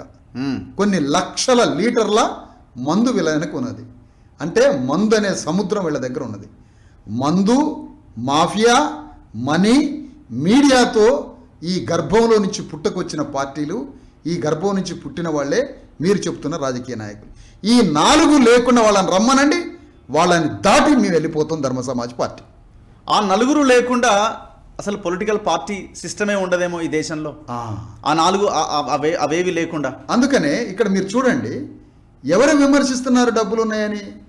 మన హుజూరాబాద్ ఎన్నికలు చూద్దాం సార్. 100 రూపాయలు కేసీఆర్ ఖర్చు పెట్టాడు, 70 రూపాయలు ఈటల రాజేందర్ ఖర్చు పెట్టాడు. అంటే డబ్బులు ఇద్దరు ఖర్చు పెట్టిండు. మునుగోళ్ళు ఎట్లా ఖర్చు పెట్టారు? బీజేపీ 100 రూపాయలు ఖర్చు పెట్టింది, బీఆర్ఎస్ 75 రూపాయలు ఖర్చు పెట్టింది. అంటే వందల వేల కోట్ల రూపాయల విజృంభణ. ఒక బ్రిటన్ ఎన్నికలు 400 కోట్లు ఖర్చు అయితే, ఒక మునుగోడులో ఎన్నికలకి 400 కోట్ల రూపాయలు ఖర్చు అయింది. అంటే ఈ డబ్బుని మీరు ఫ్లోట్ చేయకుండా, ఒక్క మీ ఐడియాలజీ చెప్పి, ఒక్క చుక్క మందు పోయకుండా, మీడియాలో ఎక్స్పోజ్ లేకుండా, మనీ, మాఫియా, మీడియా మందు లేకుండా మీరు యుద్ధానికి రండి. మీ 4 నేనొక్కడే యుద్ధం చేసి గెలుస్తాను. ఇది అతిశయోక్తి అవుతుంది, ఇది లేనిది ఊహించుకోవడం అవుతుంది అని అంటున్నాను నేను. అవి లేకుండా ఎలక్షన్స్ ఉండవు భవిష్యత్తులో కూడా, మీరు అధికారంలోకి రారు. అవును, అందుకనే వీటన్నిటికీ విరుగుడు ఏంటి? ఇవాళ ఎంఐఎం పార్టీ ఉంది హైదరాబాద్లో. వాళ్ళు ఏమైనా 100 కోట్లు ఖర్చు పెడతానరా? వాళ్ళు ఏమైనా మందు పోపిస్తానరా? లేదు. వాళ్ళ ధర్మాన్ని, వాళ్ళ ఐడియాలజీని చెప్తున్నారు. చెప్పుకొని 50 కార్పొరేట్లు, ఒక 7 ఎమ్మెల్యేలు, ఓ 30-40 అసెంబ్లీని ఇన్ఫ్లుయెన్స్ చేస్తున్నారు వాళ్ళ ఐడియాలజీ చెప్పుకొని. దానికి ఓటు బ్యాంక్ ఏం అమ్ముడు పోవటంలే ఎంఐఎంకి. అట్లనే మనం బీహార్లో, మన మధ్యప్రదేశ్, బీహార్ నుంచి విడిపోయినటువంటి జార్ఖండ్ ఉంది కదా, జార్ఖండ్ అనే రాష్ట్రంలో శిబు సోరెన్ పార్టీ ఉంది. అవును, వాళ్ళ ఐడియాలజీని ఫ్లోట్ చేసి అక్కడ ఆదివాసీలను ఆర్గనైజ్ చేసి, ఆదివాసీలతో పాటుగా మరికొన్ని బలహీన వర్గాలతో ఒక ప్రత్యేక రాష్ట్ర నినాదంలో అక్కడ కింది వర్గాలు రాజ్యాంగంలోకి వచ్చాయి. కానీ అది కూడా మనకు ఉదాహరణే. అంటే ఈ దేశంలో అనేక సాంస్కృతిక నేపథ్యాలతో ఓట్లని మరి ఆర్గనైజ్ చేసినటువంటి వేదికలు ఉన్నాయి. అట్లనే మేము కూడా మనీతో సంబంధం లేకుండా, ఈరోజు మాకు మీడియానే లేదు. ఏదో మీలాంటి వాళ్ళు తప్ప మాకు మీడియా లేదు, మా దగ్గర మందు లేదు, మా దగ్గర మనీ లేదు, మా దగ్గర మాఫియా లేదు. కానీ విశారదం దగ్గర అసలు నాయకులే లేరు కదా. ఫస్ట్ విశారదం తప్ప ఎవరున్నారండి? విశారదం నెంబర్ 2, నెంబర్ 3. ఇప్పుడు పార్టీ అన్న తర్వాత నెంబర్ 2, నెంబర్ 3, నెంబర్ 4, నియోజకవర్గానికి ఒక లీడరు, 10 మంది లీడర్లు. ఏరా లీడర్లు? పార్టీ పుట్టిందే నిన్న. మా దగ్గర అందరూ నాయకులు ఉంటారు, కానీ అందరు నాయకులు నేను ఎక్స్పోజ్ చేయను. ఎందుకు చేయను అని అంటే, ఇప్పుడు ఒక తల్లి కోడి ఉంటుంది, గద్ద వచ్చినప్పుడు ఆ కోడి తన పిల్లలన్నింటినీ రెక్కల కింద కప్పించుకుంటుంది. ఎందుకంటే గద్ద దృష్టిలో పడకుండా. ఆ కోడి రెక్కలలో నుంచి ఏదన్నా చిన్న కోడి పిల్ల పైకి చూసిందనుకో వెంటనే గద్ద వచ్చి ఎత్తుకొని పోతుంది. అట్లనే నా నాయకుల్ని జాగ్రత్తగా కాపాడుకుంటున్నా. సమయం సందర్భం వచ్చినప్పుడు 100 అసెంబ్లీలలో పాలక వర్గాలు పోటీ చేసే అభ్యర్థుల గుండెల మీద ఢీ కొట్టడానికి నా దగ్గర 100 మంది నాయకులు ఉన్నారు. సందర్భం వచ్చినప్పుడు బయటికి తీస్తే వాళ్ళని. వేరే పార్టీల నుంచి వచ్చి జాయిన్ అవుతారా? నా దగ్గరే ఉన్నారు నాయకత్వం అంతా, నా దగ్గర లీడర్లు ఉన్నారు. వేరే పార్టీల నుంచి వచ్చిన నాయకులను కూడా ఎవరైనా వస్తే జాయిన్ చేసుకుంటారా? అభిప్రాయాలు ఆలోచన విధానం కలిసినప్పుడు ఎవరైనా వచ్చినప్పుడు జాయిన్ చేసుకోవడం కూడా తప్పులేదు. ఐడియాలజికల్ కోయిన్సైడ్ అయినప్పుడు తప్పనిసరిగా. సో మీరు ఎన్ని వందల కోట్లు కావాలి ఒక ఎలక్షన్ని ఫేస్ చేయడానికి?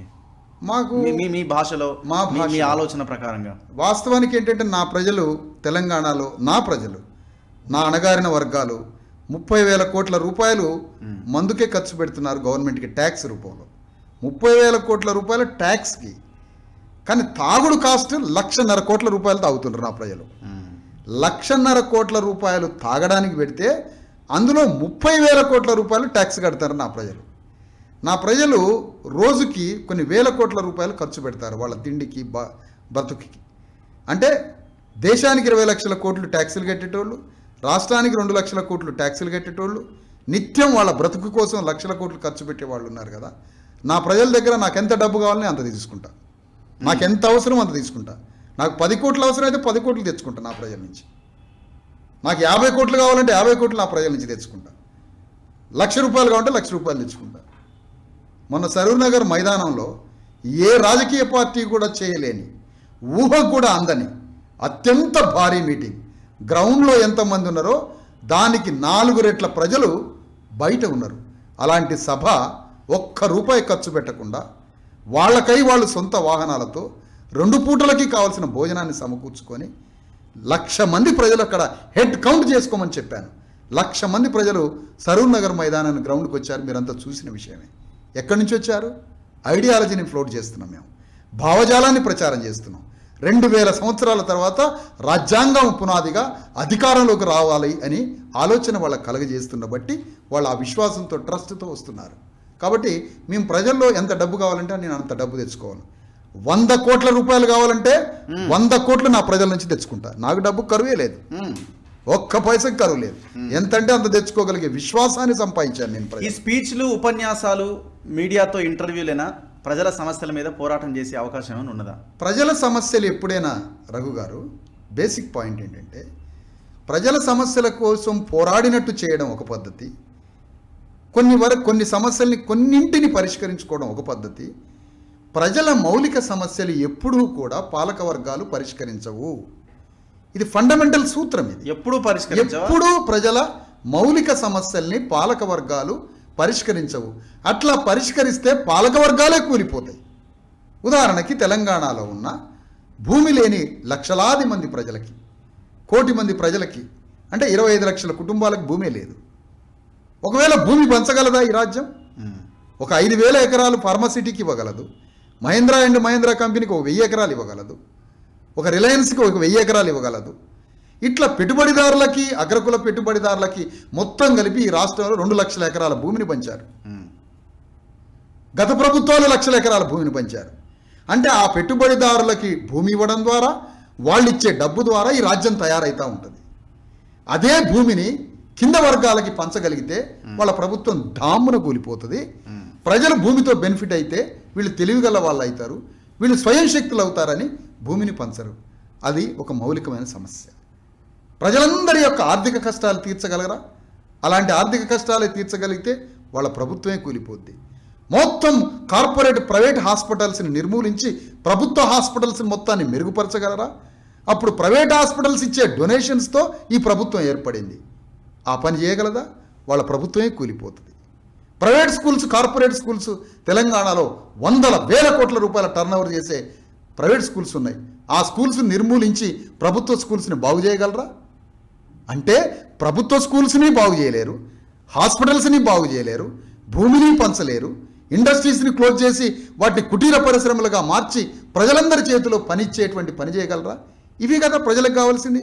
మౌలికమైనటువంటి వసతులు, భూమి, చేతి నిండా పని, పిల్లలకి స్కూలు, బ్రతకడానికి ఒక హాస్పిటల్, ఉండడానికి ఒక కొంప. ఈ ఐదింటిని ఈ రాజ్యం పరిపూర్ణంగా 2 కోట్ల మంది మధ్యతరగతి పేద వర్గాలకి ఇస్తే అది ఇవ్వగలదా? ఆ ఊగకు అందగలదా? ఆ రాజ్యమే కూలిపోతుంది. కాబట్టి మౌలికమైన సమస్యల్ని ఎప్పుడూ కూడా పెట్టుబడిదారి అగ్రకుల పాలక ప్రభుత్వాలు చెయ్యవు. మీరు ఎలా చేయగలుగుతారు?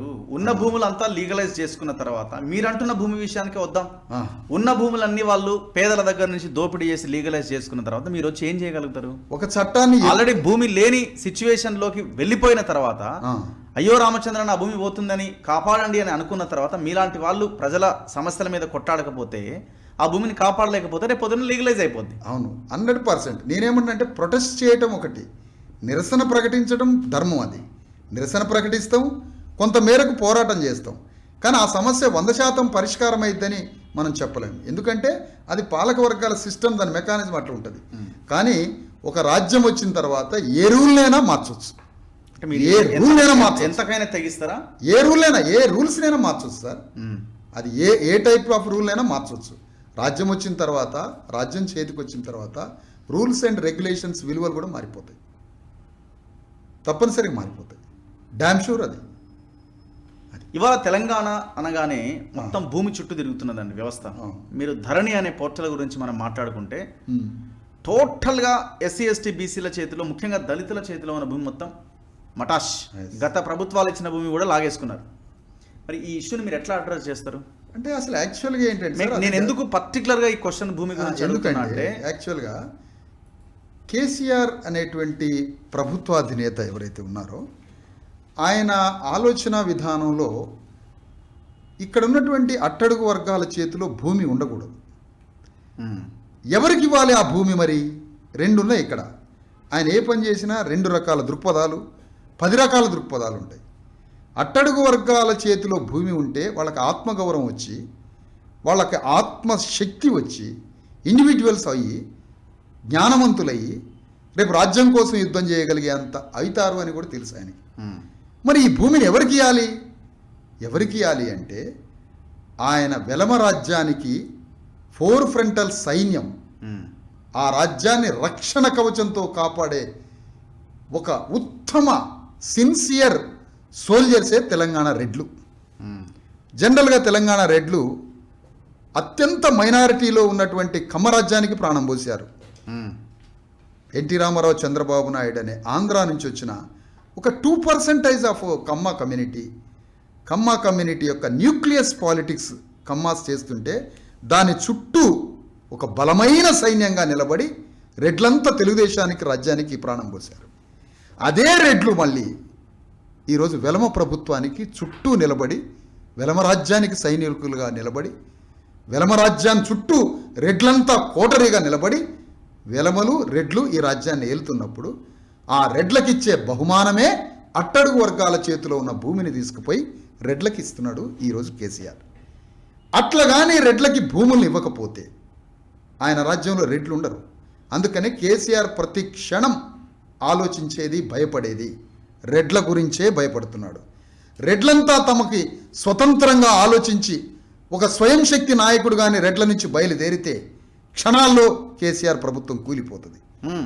ఎందుకు అంటే జనరల్గా రెడ్డిస్ అంతా ఇంటలెక్చువల్స్ కారు. యాక్చువల్గా వాళ్ళు భూస్వాములుగా ఉన్నారు, ఆ తర్వాత రెడ్లల్లో వ్యాపారవేత్తలు ఉన్నారు, లేదంటే ఒక ఫ్యూడలిస్టిక్ డామినేటెడ్గా ఉంటారు. కానీ ఒక టాపెస్ట్ పొలిటికల్ ఇంటలెక్చువల్ ఒకే ఒక్కడు వచ్చాడు, రాజశేఖర రెడ్డి. అతను వచ్చి తన స్వతంత్ర శక్తితో తెలుగుదేశాన్ని, పాత సాంప్రదాయ రెడ్లని అందరినీ ఓడించి రాజ్యాన్ని తీసుకొచ్చాడు రాజశేఖర రెడ్డి. అలాంటి రాజశేఖర రెడ్డి లాంటి వాళ్ళు తెలంగాణలో పుడితే, అలాంటి రాజశేఖర రెడ్డి లాంటి వాళ్ళు తెలంగాణ రెడ్లల్లో పుట్టకుండా ఉండడానికే తెలంగాణలో ఉన్న మొత్తం రెడ్లని అనేక అంశాలతో వాళ్ళని ప్రభావితం చేసి రెడ్లని అందరినీ తన వైపు తిప్పుకోవడం ద్వారా మాత్రమే ఈరోజు కేసీఆర్ ప్రభుత్వం నిలబడి ఉంది. అది రైతు బంధు రూపంలో కావచ్చు, కాళేశ్వరం ప్రాజెక్టు రూపంలో కావచ్చు, ధరణి ద్వారా మరొక ద్వారా భూములన్నీ అగ్రకులాలకి అందేటట్టుగా చేయడం కావచ్చు రెడ్లకి, లేకపోతే ఇండస్ట్రియల్ పాలసీతో రెడ్లకి బెనిఫిట్ ఇవ్వడం కావచ్చు. క్యాబినెట్లో రెడ్లకి మంత్రిత్వ శాఖలు ఇవ్వడం కావచ్చు, ఎమ్మెల్యేల సీట్లలో రెడ్లకే సింహభాగం ఇవ్వడం కావచ్చు, తన చుట్టూ రెడ్లని కాపాడుకుంటూ పెట్టుకుంటూ రెడ్లతో రాజ్యాన్ని నిర్మిస్తున్నాడు కేసీఆర్. దానికి ఇమీడియట్ ఫస్ట్ ఎనిమీ రెడ్డిస్ కాబట్టి రెడ్లని అడుగడుగునా కాపాడుకుంటూ, అందుకనే మీకు ముఖ చిత్రం, మీకు తెలంగాణలో అద్భుతమైన ముఖ చిత్రం, మీకు ఇలాంటి ముఖ చిత్రం ఎప్పుడు రాజకీయాల్లో లేదు. తెలంగాణలో రెడ్ల శక్తి అంతా రేవంత్ రెడ్డికి పోయినట్టు లేదు, అటు బీజేపీకి పోయినట్టు లేదు. చూడండి, బిట్టర్గా డిఫరెంట్ అయిపోయి రెడ్లంతా మేము వెళ్ళిపోతాం రేవంత్ రెడ్డి దగ్గరికి అంటుండ్రా? లేదు. రెడ్లంతా మేము బీజేపీ వైపు పోతామని అంటుండ్రా? లేదు. కానీ రెడ్లంతా ఉన్నది ఎక్కడో తెలుసా? కేసీఆర్ దగ్గరే ఉన్నారు. ఎందుకు అంటే అక్కడ తృప్తి పడుతున్నారు. అందుకనే దానికి విరుగుడుగా రేవంత్ రెడ్డి ఏం చేశాడంటే రెడ్లని రెచ్చగొట్టి లేపడానికి రెడ్లే రాజ్య నిర్మాతలు అని గోనగన్నారెడ్డి దగ్గర నుంచి సబ్జెక్టు తీసుకొని కాకతీయ సామ్రాజ్యం నుంచి రెడ్లు మాత్రమే రాజ్యాన్ని పరిపాలించగలరు, రెడ్లు మాత్రమే నాయకత్వం వహించగలరు, రెడ్లు మాత్రమే ముఖ్యమంత్రి పీఠాన్ని పట్టుకోగలరు అని మొత్తం తెలంగాణ రెడ్లని రెచ్చగొట్టడానికి ప్రయత్నం చేశాడు. అయినా కేసీఆర్ కోటలో నుంచి రెడ్లని తెచ్చుకోలేకపోయాడు. కానీ అంతిమ ప్రయత్నం మాత్రం వాళ్ళు ఆపరు. రైతు బంధు నుంచి ఎన్ని వేల కోట్ల రూపాయలు రెడ్లు తీసుకున్నా, ఇండస్ట్రియల్ పాలసీ నుంచి ఎన్ని వేల కోట్ల రూపాయలు లబ్ధి పొందిన, కాళేశ్వరం ప్రాజెక్టు కింద ఎన్ని లక్షల ఎకరాల రెడ్ల భూములలో పచ్చని పైరు పంటలు పండినా, క్యాబినెట్లో రెడ్లు ఎంతమంది ఉన్నా, ఎమ్మెల్యేలుగా ఎంతమంది రెడ్లున్నా, చైర్మన్లుగా కార్పొరేషన్లో ఎంతమంది రెడ్లున్నా, ప్రగతి భవన్లో కేసీఆర్ చుట్టూ ఎంతమంది రెడ్లున్నా, కానీ రెడ్లలో మాకు ఒక రాజ్యం వస్తే బాగు అనే కాంక్ష మాత్రం ఉన్నది. ఆ కాంక్షని ఛానలైజ్ చేయడానికి వైఎస్ రాజశేఖర్ రెడ్డి లాంటి ఒక రెడ్డి బయలుదేరినప్పుడు అది ఛానలైజ్ అయింది. దాన్ని ఫుల్ఫిల్ చేయాలనుకుంటుంది పాపం ఆ పటేల్ అమ్మ షర్మిలారెడ్డి, కానీ ఆమెతో కాదు. ఎందుకంటే మోరల్ బేస్ రావటం లేదు ఆమెకి, కాబట్టి ఆమె అటర్ ఫెయిల్యూర్ అయిపోతుంది. రేవంత్ రెడ్డికి ఒక మోరల్ బేస్ దొరకట్లేదు, ఒక నైతిక నేపథ్యం లేదు. దానివల్ల రెడ్లని పూర్తిగా రెడ్డి అనేటువంటి వర్గాన్ని తాను ఒక సింబలైజ్డ్గా రెడ్లని ఆర్గనైజ్ చేయలేకపోతున్నాడు. దానికి ట్రస్ట్, అతని మీద ట్రస్ట్ లేకపోయింది. రెడ్లతోటి ఒక ట్రస్ట్. ఇక్కడ ఇంకొక పాయింట్ నాకు క్వశ్చన్ అడగాల్సిన అవసరం ఉన్నది సార్. మీరు టోటల్గా రెడ్లే మొత్తం ఈ రాజ్యాన్ని నిర్మిస్తారనేంత రేంజ్లో మీరు చెప్తాం. మీరు చెప్తున్నది 90% ప్రజల గురించి కదా, మరి ఆ ప్రజలు ఎప్పటికప్పుడు అమ్ముడుపోతారా?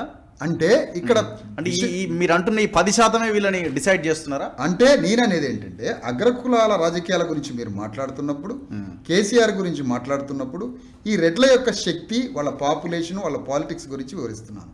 ఈ రెడ్ల యొక్క పొలిటికల్ అండ్ వెలమ పాలిటిక్స్, వీళ్ళ నుంచి మా ప్రజల్ని బయటికి తీయడం ఎట్లా, మా ప్రజల్ని ఎట్లా ఆర్గనైజ్ చేయడం అనేది మా పథకం మాకే.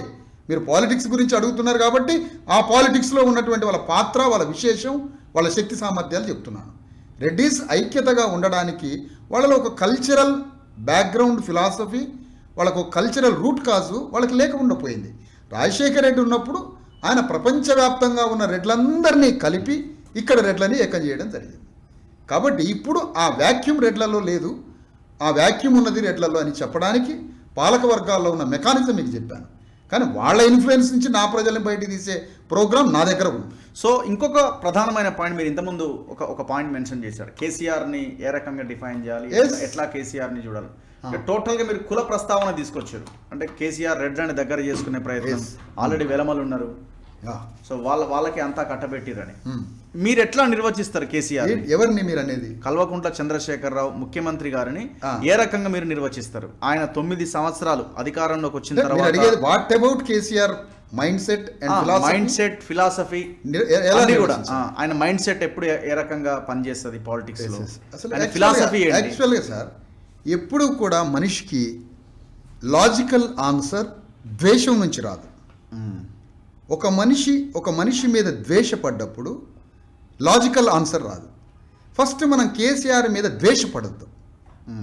కేసీఆర్ అట్లా ఇట్లా అని పిచ్చి పిచ్చిగా అరవడం, పిచ్చి పిచ్చిగా తిట్టడం, పిచ్చి పిచ్చిగా అరవడం, తెలంగాణ భవన్ నుంచి బయటికి పోయి అరవడం, లేకపోతే ఇంకొకడ దుమ్మెత్తిపోయడం ద్వారా కేసీఆర్ అనే వ్యక్తి మీదకి ఆన్సర్ రాదు.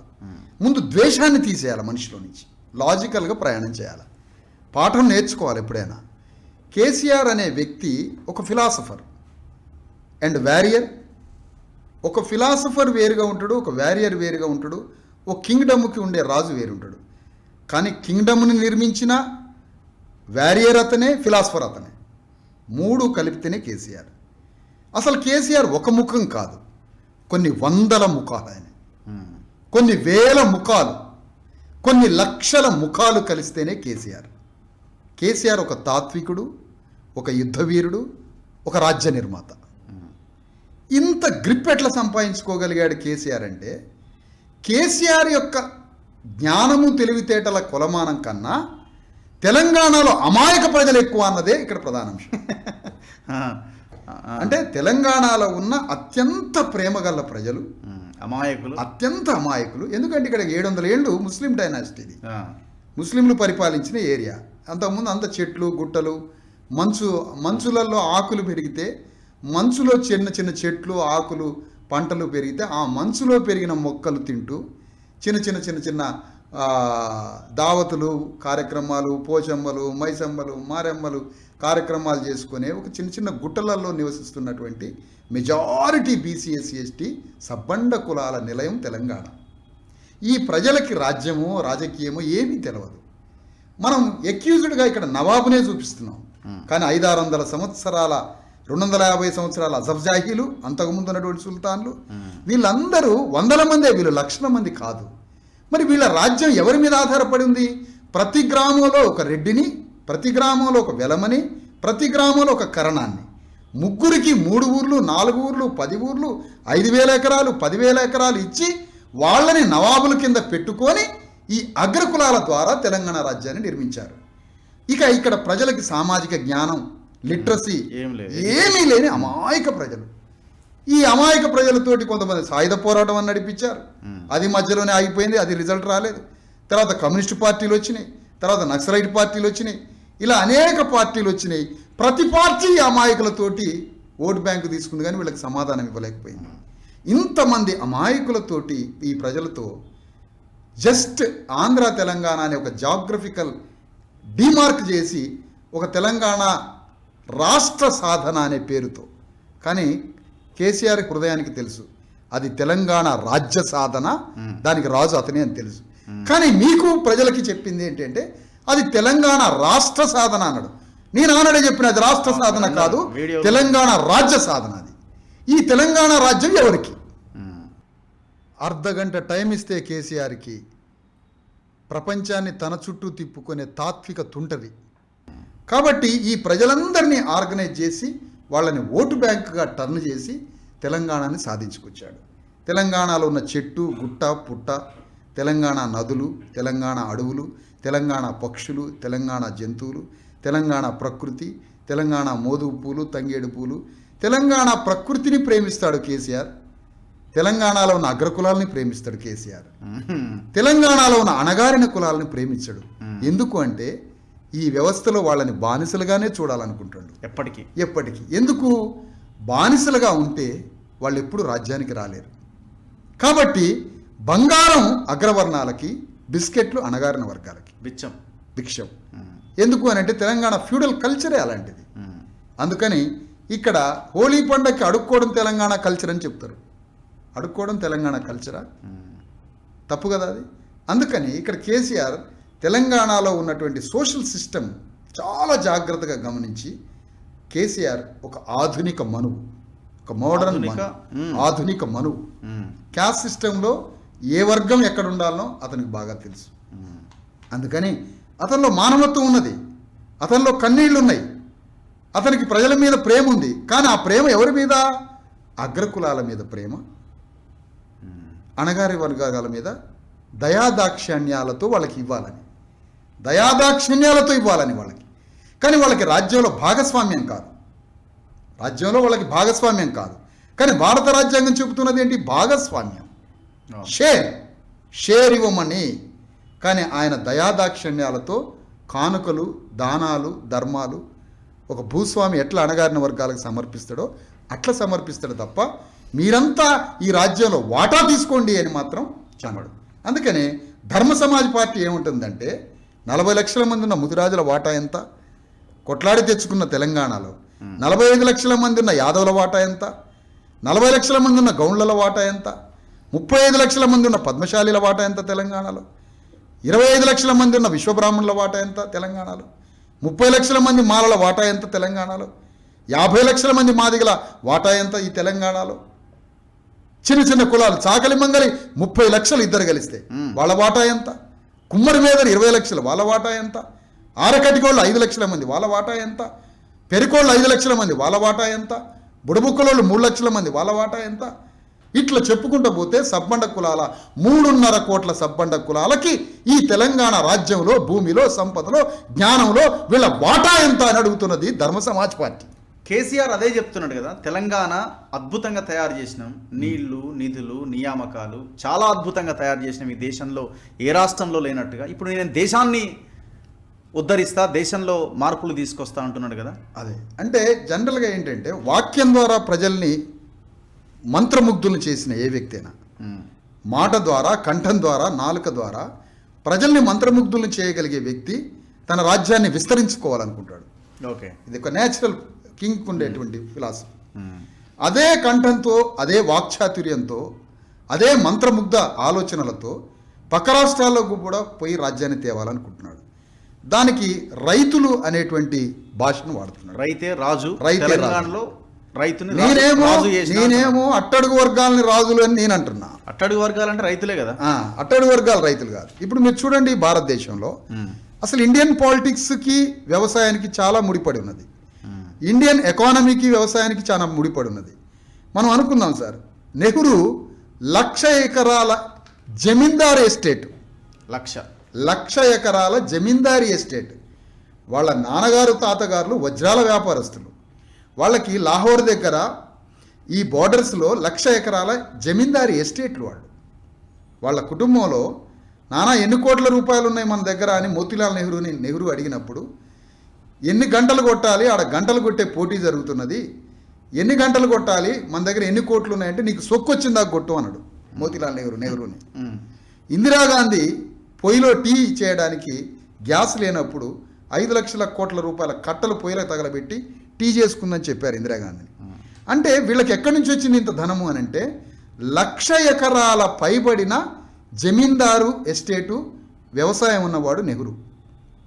పివి నరసింహరావుకి వంగరలో, చుట్టుపక్కల ప్రాంతాల్లో, నరసంపేటలో 3,000 ఎకరాల పైగున్న కరణం పట్టేదారు పివి నరసింహరావు.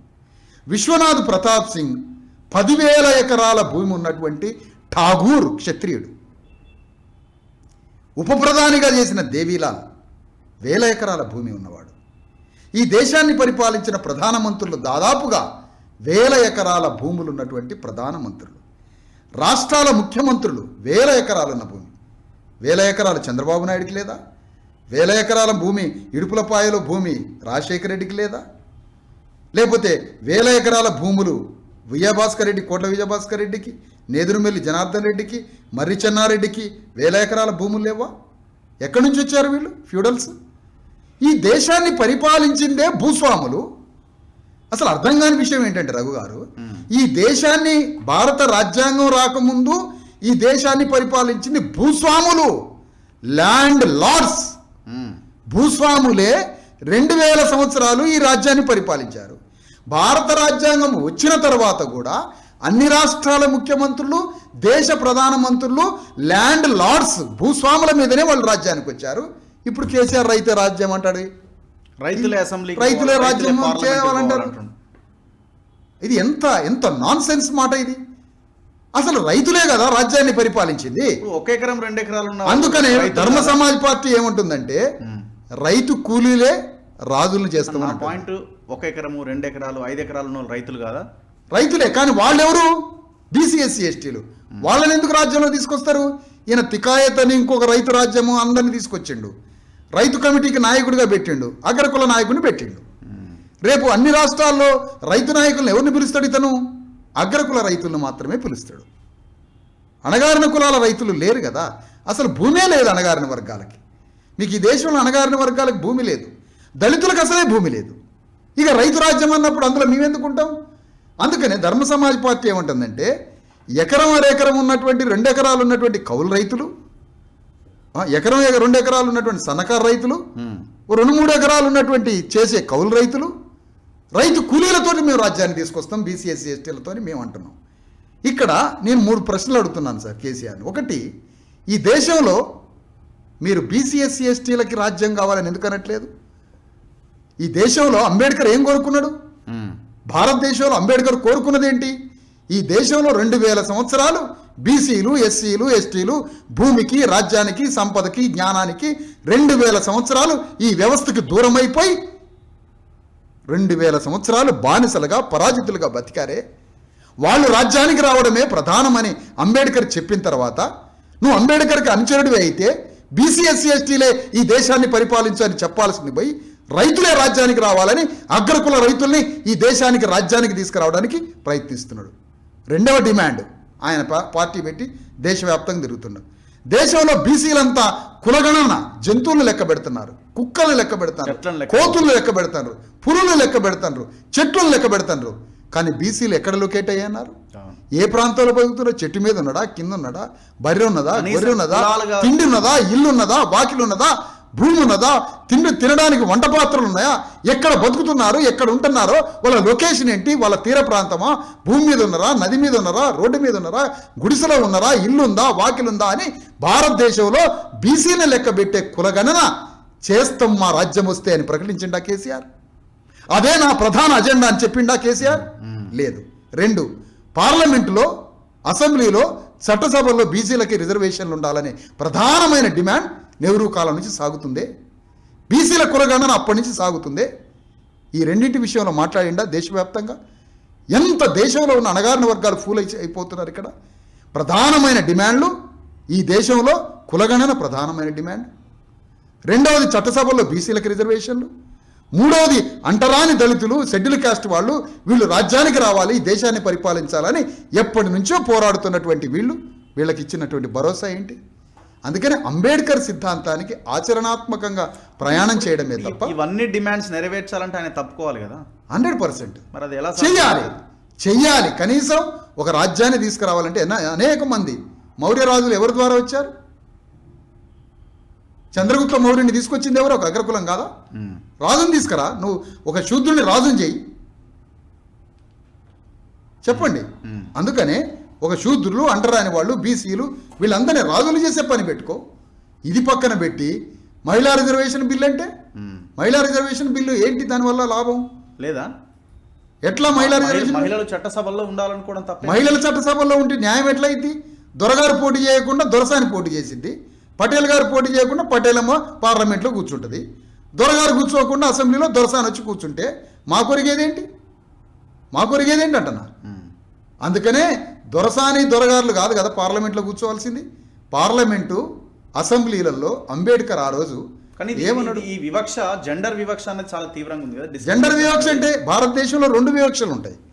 అణగారిన మహిళలకి 2 వివక్షలు, ఒకటి పురుషాధిక్యత వివక్షత, 2 కుల వివక్షత. డబుల్ వివక్షత ఉన్నప్పుడు ఎవరిని స్వీకరించాలో మనం? పురుషాధిక్యతతో పాటుగా కుల వివక్షత ఎదుర్కొంటున్న మహిళల్ని మనం ప్రధానంగా పెట్టాలి. ఆనాడు లల్లు ప్రసాద్ యాదవ్ ఎందుకు వ్యతిరేకించిండు? అణగారిన మహిళలు పార్లమెంట్లో కూర్చోవాలి. 33% మహిళా రిజర్వేషన్ బిల్లులో 80% బీసీ ఎస్సీ ఎస్టీ మహిళలకి కోటా కేటాయిస్తేనే. మీరు అంటుంది మళ్ళీ ఆ వర్గాలకు సంబంధించిన మహిళలే కూర్చుంటారని. ఏం లేదు, సింపుల్. దొరసాని వస్తుంది, దొరగారి ఇంట్లో కూర్చుంటాడు, దొరసాని వస్తుంది. ఇప్పుడు చూడట్లే, మహిళా సర్పంచ్ కాగానే ఒక ఆయన వచ్చి కూర్చుంటాడు. అదే జరిగేది. సో మీరు కూడా మహిళా రిజర్వేషన్ వ్యతిరేకిస్తారు? 100% వ్యతిరేకిస్తాం మహిళా రిజర్వేషన్ బిల్లుని. ఎందుకు? 33%లో 80% బీసీ ఎస్సీ ఎస్టీ మహిళలకి కోటా కేటాయించినప్పుడే పార్లమెంట్లో మాకు పార్లమెంట్లో సభ్యులు లేకపోవచ్చు, కానీ వీధుల వెంట రోడ్ల మీద దిగ్బంధనం చేస్తాం ఆ బిల్లు పాస్ కాకుండా. ఇవాళ అంబేద్కర్ 125 అడుగుల విగ్రహం మనకి ట్యాంక్ బండ్ దగ్గర కనిపిస్తున్నది. అవును సార్. దాదాపు 3 అశోక సింహాలు ఉన్న అది ఉన్న సెక్రటేరియట్ సచివాలయం మనకు కనిపిస్తున్నది 1600 కోట్లతో కట్టి. అవును. ఆ పక్కనే అమరవీరుల స్తూపం కనిపిస్తున్నది. అవును సార్. మీరు అటువైపు నుంచి ఎప్పుడైనా ప్రయాణం చేసి ఉంటారు తప్పనిసరి. ఈ 3 చూసినప్పుడు మీకు వచ్చిన ఆలోచన ఏంటి? మీకు వచ్చిన అభిప్రాయం ఏంటి? మీకు కలిగిన అభిప్రాయం? అంబేద్కర్ విగ్రహం పక్కనే ఒక రోడ్డు ఉంటుంది. రోడ్డు పక్కనే ఖైరతాబాద్లో ఎస్సీ కాలనీ ఉంటుంది. ఆ కాలనీలో 300 ఇళ్ళు ఉంటాయి. ఆ ఇంటి యొక్క వైశాల్యం, ఆ ఇంట్లో ఉన్న వైశాల్యం ఒక మంచం బట్టే వైశాల్యం. ఆ కాలనీస్ ఉన్నాయి. అంటే ఉదాహరణ చెప్తా, అదే కరెక్టే. ఇక్కడ అలాంటి slums ఎన్నో ఉన్నాయి. అంబేద్కర్ విగ్రహం వేయడానికి అంబేద్కర్ సిద్ధాంత ఆచరణకి సంబంధం లేదు. అంబేద్కర్ సిద్ధాంత ఆచరణ వేరు, విగ్రహం వేయడం వేరు. విగ్రహం వేయడం అంటే ఎమోషన్స్ని లాక్ చేయడం. ఓకే, అంటే తెలంగాణలో ఉన్నటువంటి కోట్ల మంది దళితులు, బీసీలని వాళ్ళ యొక్క ఎమోషన్స్ని లాక్ చేసి ఒక విగ్రహం ద్వారా వాళ్ళని తన వైపు తిప్పుకొనే ఒక అతిపెద్ద ప్రణాళిక ఇది. అంబేద్కర్ విగ్రహం వేయడం కాదు. ఇంకా 6 నెలల టైం ఉంది కదా. ఈ 6 నెలల్లో దళితుడిని తీసుకొచ్చి ఆ ముఖ్యమంత్రి పీఠం మీద నువ్వు కూర్చోబెట్టు, నువ్వే ప్రపంచంలో ఒక పెద్ద అంబేద్కర్ వాదివి అవుతావు. నీవు సింపుల్గా నీ క్యాబినెట్ మొత్తం బీసీలకు ఒప్పచెప్పు, నీ పార్టీని బీసీలకు ఇచ్చేయి, నీ క్యాబినెట్ బీసీ ఎస్సీలకు ఇచ్చేయి, బ్యూరోక్రసీ చీఫ్ సెక్రటరీ నుంచి ఎంఆర్ఓ దాకా మొత్తం ఎస్సీ ఎస్టీ బీసీ అధికారులు నింపు, డీజీపీ నుంచి ఎస్ఐ దాకా మొత్తం అగ్రకుల పోలీస్ అధికారులే ఉన్నారు. ఆ ప్లేస్లో బీసీ పోలీస్ అధికారులు, ఎస్సీ పోలీస్ అధికారులను పెట్టు. టోటల్ బ్యూరోక్రసీ ఎస్సీ ఎస్టీ బీసీలకి, నీ పార్టీ బీసీలకి, క్యాబినెట్ బీసీ ఎస్సీలకి, ముఖ్యమంత్రి పీఠం మీద దళితుని కూర్చోబెట్టు, ఎమ్మెల్యే టికెట్లన్నీ అణగారిన వర్గాలకి, అయిపోయాయి అంబేద్కరిజం. ఇది మొత్తం చేయకుండా క్యాబినెట్లో ఒక మంత్రి లేడు కరెక్ట్గా, నువ్వు విగ్రహం పెడితే అంబేద్కర్ సిద్ధాంతం ఎట్లా? అది చూసే అంత అమాయకులం కాదు కదా. ఇదే ప్రజలు రేపు చెప్పబోతున్నాం, మేము ఇదే ప్రచారం చేయబోతున్నాం. అందుకనే ఇక్కడ మీకు చూస్తున్నది అంబేద్కర్ విగ్రహం 125 అడుగులు ఈ తెలంగాణకి అనుకుంటాను. అంబేద్కర్ సెక్రటేరియట్కి అంబేద్కర్ పేరు పెట్టడం తెలంగాణకి అనుకుంటాను. భారతదేశంలో ఉన్న దళితులందరికీ ఆ అంబేద్కర్ బొమ్మను చూపించాలి, సెక్రటేరియట్కి పేరు చూపించాలి, దళిత బంధు 10 లక్షలు, ఈ 3 స్కీములు ఇండియాలో ఉన్న 20 కోట్ల మంది దళితులకు చూపించడానికే ఆ 3 పథకాలు వేశాడు కానీ కేసీఆర్. సో సింపుల్గా మీరు ఇన్ని చెప్తున్న మీకు ఒక ఆల్టర్నేట్ మెకానిజం ఉండాలి కదా. 100%. ఇప్పుడు ఇక్కడ తెలంగాణలో కూడా అపోజిషన్ పార్టీలు ఫెయిల్ అవుతున్నది ఎక్కడ అంటే, సరే కేసీఆర్ని విమర్శించడం ఓకే, కొంతవరకు బాగానే ఉంది, విమర్శిస్తున్నారు, తిడుతున్నారు, ఇంకోటి చేస్తున్నారు. కానీ మీకున్న మెకానిజం ఏంటి? మీరు అధికారంలోకి వస్తే ఏం చేస్తారన్న దగ్గర ప్రతిపక్షాలు ఫెయిల్ అవుతున్నాయి. ఎజెండా దీని మీద ఎక్కువగా ఫోకస్ అవ్వాలి. అవును సార్. కానీ దాని మీద ఎజెండా ఫోకస్ అవ్వకుండా విమర్శకు ఎక్కువగా ఫోకస్ చేస్తున్నారు. సరే, ఆ విషయాలు బయట పెట్టవచ్చు, విమర్శ చేయొచ్చు, కానీ మీరు ఏం చేస్తారన్నది కూడా చెప్పాలి కదా. సో మీ పార్టీకి ఒక క్లారిటీ ఉందా? రఘు గారు, ధర్మ సమాజ్ పార్టీకి స్పష్టమైన క్లారిటీ తెలంగాణ మీద, భారతదేశం మీద ఉన్నది. ఇండియా మీద ఉన్నది, ప్రధానంగా ఫస్ట్ తెలంగాణ మీద ఉన్నది. ఓకే, మొదట ఇక్కడ మనం గ్రహించాల్సింది ఏంటంటే, భారతదేశంలో రాజకీయ చైతన్యం లేని రాష్ట్రం ఏదైనా ఉంటే జీరో రాజకీయ చైతన్యం లేనిది, విప్లవ చైతన్యం లేనిది తెలంగాణ రాష్ట్రం మాత్రమే. ఇది విచిత్రంగా కొత్తగా అనిపించవచ్చు. మీకు తెలంగాణలో బీసీ ఎస్సీ ఎస్టీలే 93% మంది ఉన్నాం కదా. ఈ తెలంగాణ రాజ్యాన్ని మేమే పరిపాలించాలి, ఈ తెలంగాణ రాజ్యానికి మేమే రాజులం కావాలి అని తెలంగాణ బీసీ ఎస్సీ ఎస్టీలకి ఓ రాజకీయ వేదిక కానీ, ఓ రాజకీయ యుద్ధం కానీ, రాజ్యాన్ని తెచ్చుకునే సమీపంలో ఒక పోరాటం కానీ 93% ప్రజలకు ఉందా వేదిక? నేను ఒకటే అడుగుతున్నాను. ఇది లేకపోవడమే తెలంగాణలో రాజకీయ చైతన్యం లేదనే దానికి కొలమానం. నేను ఇందాక చెప్పాను, ఓకే, మధ్యప్రదేశ్లో ట్రాన్స్జెండర్లు పార్టీ పెట్టి 12 కార్పొరేట్లు గెలుచుకొని మున్సిపల్ చైర్మన్ అయ్యారు. బీహార్లో నిషాదులు అనేటువంటి ఒక ట్రైబల్ కమ్యూనిటీ పార్టీ పేరు పెట్టుకొని ఒక 2 ఎమ్మెల్యేలు అయ్యారు.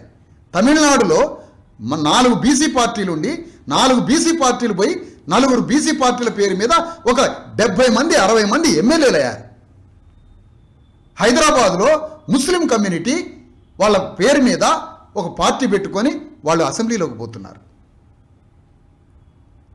ఇంతమంది కేరళలో యజవా అనే కులం ఒక పార్టీ పేరు పెట్టుకొని 4 బీసీలను పోగు చేసి వాళ్ళు రాజకీయ చైతన్యం అవుతున్నారు.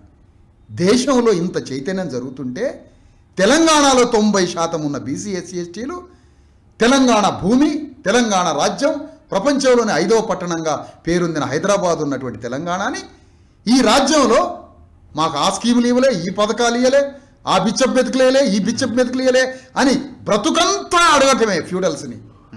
రాజ్యం గవర్నమెంట్ ఇండియన్ కాన్స్టిట్యూషన్ రాకముందు తెలంగాణ ప్రజల భిక్షాటనే, ప్రజాస్వామ్యం వచ్చిన తర్వాత భిక్షాటనే. అంటే బీసీ ఎస్సీ ఎస్టీలకి తమ స్వీయ చైతన్యంతో, స్వీయ శక్తితో స్వయం పాలన చేసుకోవాలని బీసీ ఎస్సీ ఎస్టీలకి రాజకీయ కాంక్ష లేదు. అందుకని ఇక్కడ రాజకీయ చైతన్యం లేదు. ఇది విప్లవాల కిల్లా అనేది మమ్మల్ని రెచ్చగొట్టడానికి. ఇది పోరాటాల పురిటిగడ్డ అనేది మమ్మల్ని రెచ్చగొట్టడానికి. ఒక ఆయన పోతాడు, ఒక రెడ్డి ఆయన పోతాడు, ఒక వెలమాయన పోతాడు ఆదిలాబాద్, ఇంద్రవెల్లిని చూసి ఆడ రెచ్చగొడతాడు ప్రజల్ని. నల్గొండ వస్తాడు, ఇది విప్లవాల కిల్లా అంటాడు నల్గొండని. కరీంనగర్ వచ్చాడు, ఇది పోరాటాల కిల్లా అంటాడు. ఖమ్మం జిల్లా పోతాడు, ఇది విప్లవాల పురిటిగడ్డ అంటాడు. ఈ మాటలతోటి ఒక దొరను దింపాలి, మరొక దొర సింహాసనం మీద కూర్చోవాలి. మా బ్రతుకంతా ఒక దొరని దింపాలి, మరొక దొరని కూర్చోబెట్టాలి. కానీ మమ్మల్ని కూర్చోబెడతామని ఏ ఒక్క దొర చెప్పట్లేదు. మీరే ఈ రాజ్యాన్ని పరిపాలించాలని ఏ ఒక్క దొర ఏ పార్టీ నుంచి చెప్పట్లేదు. ఒక దొరను దింపాలట, ఒక దొరని కూర్చోబెట్టాలట. ఇది ఎక్కడ న్యాయం? అందుకని మేమేమంటున్నామంటే అన్ని పార్టీలని, అన్ని అగ్రవర్ణాల పార్టీలని, అన్ని అగ్రవర్ణాల పార్టీల గుండెల్లో ఓటనే గడ్డపారని దింపి బీసీ ఎస్సీ ఎస్టీలతో రాజ్యానికి వస్తామని ధర్మ సమాజ్ పార్టీ ప్రపంచం ముందు తెలియజేస్తుంది. ఇప్పుడు ఈ పార్టీలు అన్ని అగ్రకుల పార్టీలే 100%. కేసీఆర్ అగ్రకుల పార్టీ, బీజేపీ అగ్రకుల పార్టీ, కాంగ్రెస్ అగ్రకుల పార్టీ, బీజేపీ పక్కా అగ్రకుల పార్టీ. ఎట్లా కాదు? బీసీ ప్రధానమంత్రి ఉన్నాడు కదా ఎక్కడ? అక్కడ బీసీ దేశం అసలు అది బీసీ ప్రధానమంత్రి కాదు, పాడు కాదు, అది బీసీ కులమే కాదు. అది మోడీలే అనేది అదేదో ఒక ఆ గెజిట్లో ఆ పేరు బీసీగా పెట్టుకున్నారు తప్ప అది బీసీ కాదు, ఏం కాదు. ఫక్త్ అగ్రకులం అంతే. అది అందుకని ఇక్కడ ఈ మూడు పార్టీల ఐడియాలజీ ఇక్కడ ఏమంటారు? ఈ రాష్ట్రంలో బీసీ అంటారా? ఇక్కడ ఏమంటారు మీరు? బీసీఏ కదా, బండి సంజయ్ గారు బీసీఏ కదా. అది ఆయన హనుమంతుడి పాత్రే. ఆయనతో యుద్ధం చేయించి రాజ్యం వచ్చినాక రెట్ల గొప్ప చెప్తారు ఇక్కడ బీజేపీ. అట్లా అనుకుంటే అన్ని పార్టీలు అట్లే అవుతుంది, అట్లే అనుకుంటాం.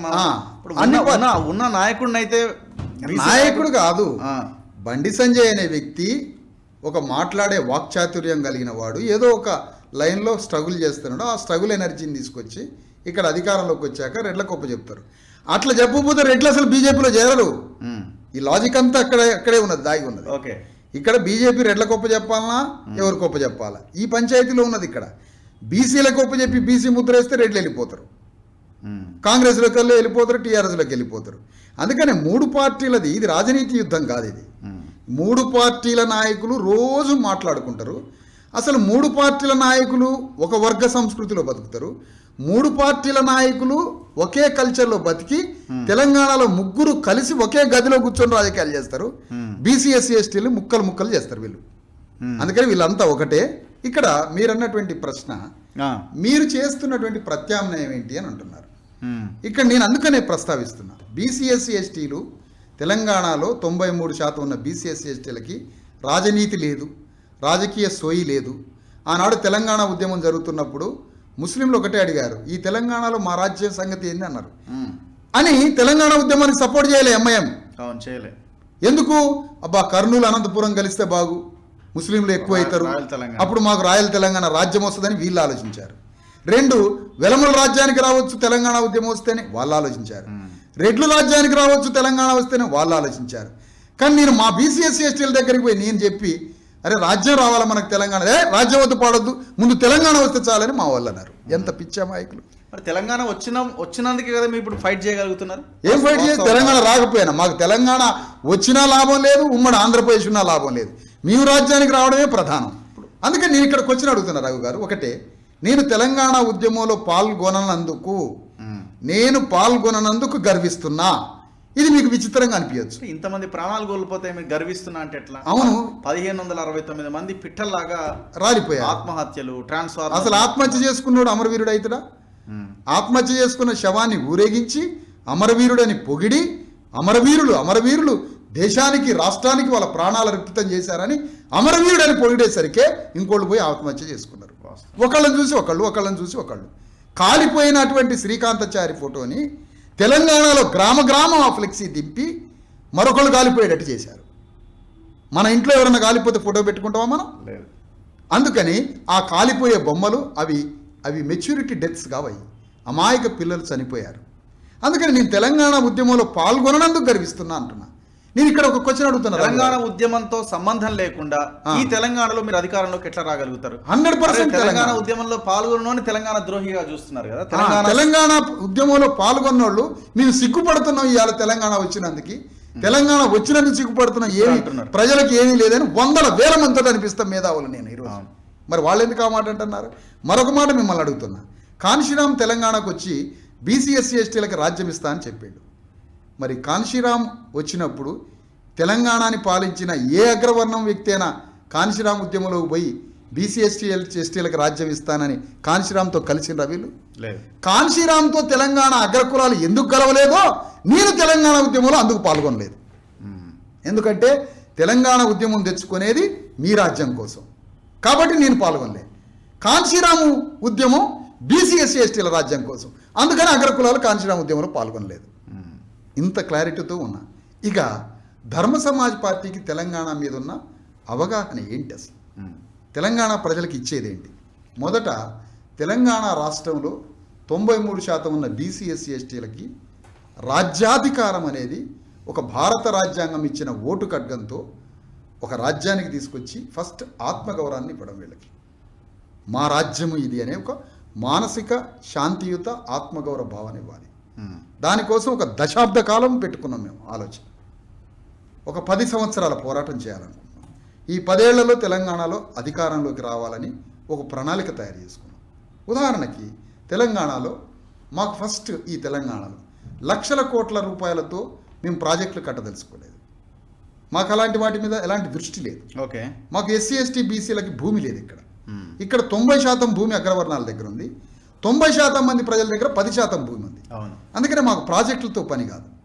మేము కోరుకునేది అమెరికాలో, లండన్లో, చైనాలో పిల్లలకి ఆ తర్వాత పెద్దలకి స్కూల్స్ ఎట్లా ఉన్నాయో అలాంటి పాఠశాలలను తీసుకొచ్చి 10,000 గ్రామాల్లో అమెరికాలో స్కూల్స్ ఎట్లా ఉన్నాయో అలాంటి స్కూల్స్ని అప్గ్రేడ్ చేస్తాం. ఇప్పుడున్న స్కూల్స్ ఓకే హోల్ తెలంగాణలో ఒక అమెరికా, ఒక ఇంగ్లాండ్ దేశంలో, ఒక చైనా దేశంలో, ఒక జపాన్లో ప్రపంచాన్ని పరిపాలించే స్థాయిలో వాణిజ్య రంగంలో, రాజకీయంలో, ఆర్థికంలో మొత్తం వస్తున్నటువంటి నూతన విప్లవంలో, సాంకేతిక విప్లవంలో ఏ విధంగా అయితే ఈ 4 దేశాలు ఉన్నాయో ఆ 4 దేశాలు అట్లా కావడానికి అక్కడ ఎలాంటి స్కూల్స్ తోడ్పడ్డాయో అలాంటి స్కూల్స్ని తెలంగాణలో ఉన్న 12,000 గ్రామాల్లో అలాంటి స్కూల్స్ని కట్టడానికి మా ప్రభుత్వం పనిచేస్తుంది, రాబోయే ప్రభుత్వం.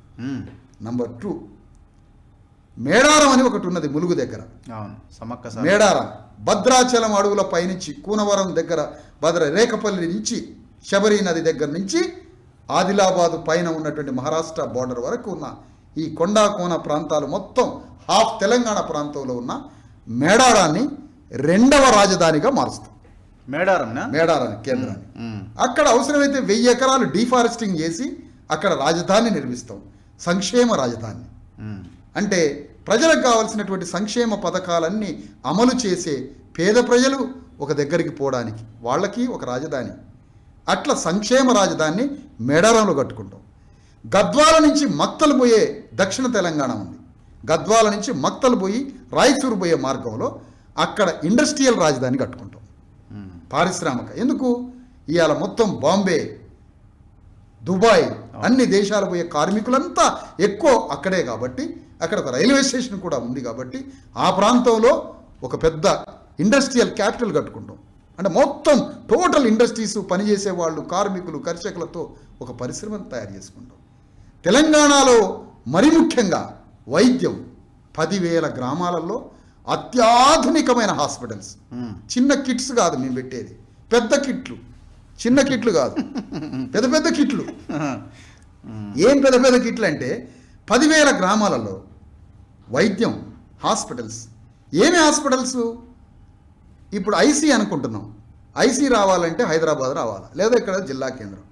ఐసీతో కూడిన హాస్పిటల్, ఆల్ స్పెషలిస్ట్తో కూడినటువంటి డాక్టర్సు, ఆపరేషన్ థియేటరు, మందులు, న్యూట్రిషన్ ఫుడ్డు, మళ్ళీ మెడికల్ కౌన్సిలింగు, మందులు, పరీక్షలు అన్నింటితో కూడినటువంటి ఒక అద్భుతమైన హాస్పిటల్ మేము కట్టించేది. ఏది వైకుంఠ ధామం కాదు మేము కట్టించేది. వైకుంఠ ధామానికి పోకుండా 120 ఏళ్ళు బ్రతకడానికి ప్రతి గ్రామంలో 4 ఎకరాల భూమిని తీసుకొని 100 crores ప్రతి గ్రామంలో హాస్పిటల్ కడతాం. 100 కోట్లు ప్రతి గ్రామంలో. ఏంటి దానికి కారణం ఏంటి అంటే ఎప్పటికీ అతను పేషెంట్ కాకుండా, పేషెంట్ ఎప్పుడు కాకుండా శాశ్వత ఆరోగ్య పథకాలు ఇవ్వడానికి. ఎందుకు పెట్టకూడదు? మనం వేల ఎకరాలని ఎవరికో ఇండస్ట్రీస్కి ఇవ్వడంలో ఆశ్చర్యం కనిపించట్లే. 100 కోట్ల రూపాయలు హాస్పిటల్కి ఎందుకు పెట్టకూడదు? మీకు 10 కోట్లకి ఏమి ఇన్ఫ్రాస్ట్రక్చర్ వస్తుంది చెప్పండి? ఏమి రాదు. 100 కోట్లు పెడితే కానీ ఆ గ్రామంలో మేము ప్రభుత్వానికి వచ్చేసరికి ఈరోజు గ్రామంలో ఉన్న 2,000 జనాభా 15,000 జనాభా అయింది. ఆ 15,000 జనాభా ఈ రోజున్న 10 కోట్లు, దాని విలువ 100 కోట్లు అయింది. కాబట్టి 10,000 గ్రామాల్లో హాస్పిటల్ కట్టించి ఏ చిన్న ఆరోగ్య సమస్య లేకుండా ప్రతి పౌరుడి యొక్క ఆరోగ్య డేటా మొత్తాన్ని హాస్పిటల్లో దాన్ని డేటాని కలెక్ట్ చేసి ఆ డేటాతో మొబైల్ హాస్పిటల్, ఒక పర్మనెంట్ హాస్పిటల్ రెండింటి సమ్మిళంతో తెలంగాణలో ఉన్న ప్రతి పౌరుడి యొక్క ఆరోగ్యాన్ని. మీకు ఒక మాట చెప్తున్నా రఘు గారు, ఇదే హైదరాబాద్లో మన ఇద్దరం ఒక బండి మీద ప్రయాణం చేద్దాం, నేను మిమ్మల్ని తీసుకెళ్తాను.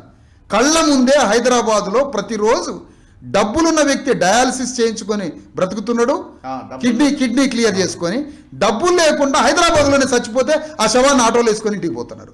రోజు హైదరాబాద్లో డయాలసిస్కి డబ్బులు లేక 100 మంది హైదరాబాద్ వచ్చి మరణిస్తున్నారు, ఇంటికాడుండి మరణిస్తున్నారు. అంటే వెరీ క్లియర్, డబ్బులు ఉన్నాడు డయాలసిస్ చేయించుకొని బతుకుతున్నాడు, డబ్బులు లేనివాడు చనిపోతున్నాడు.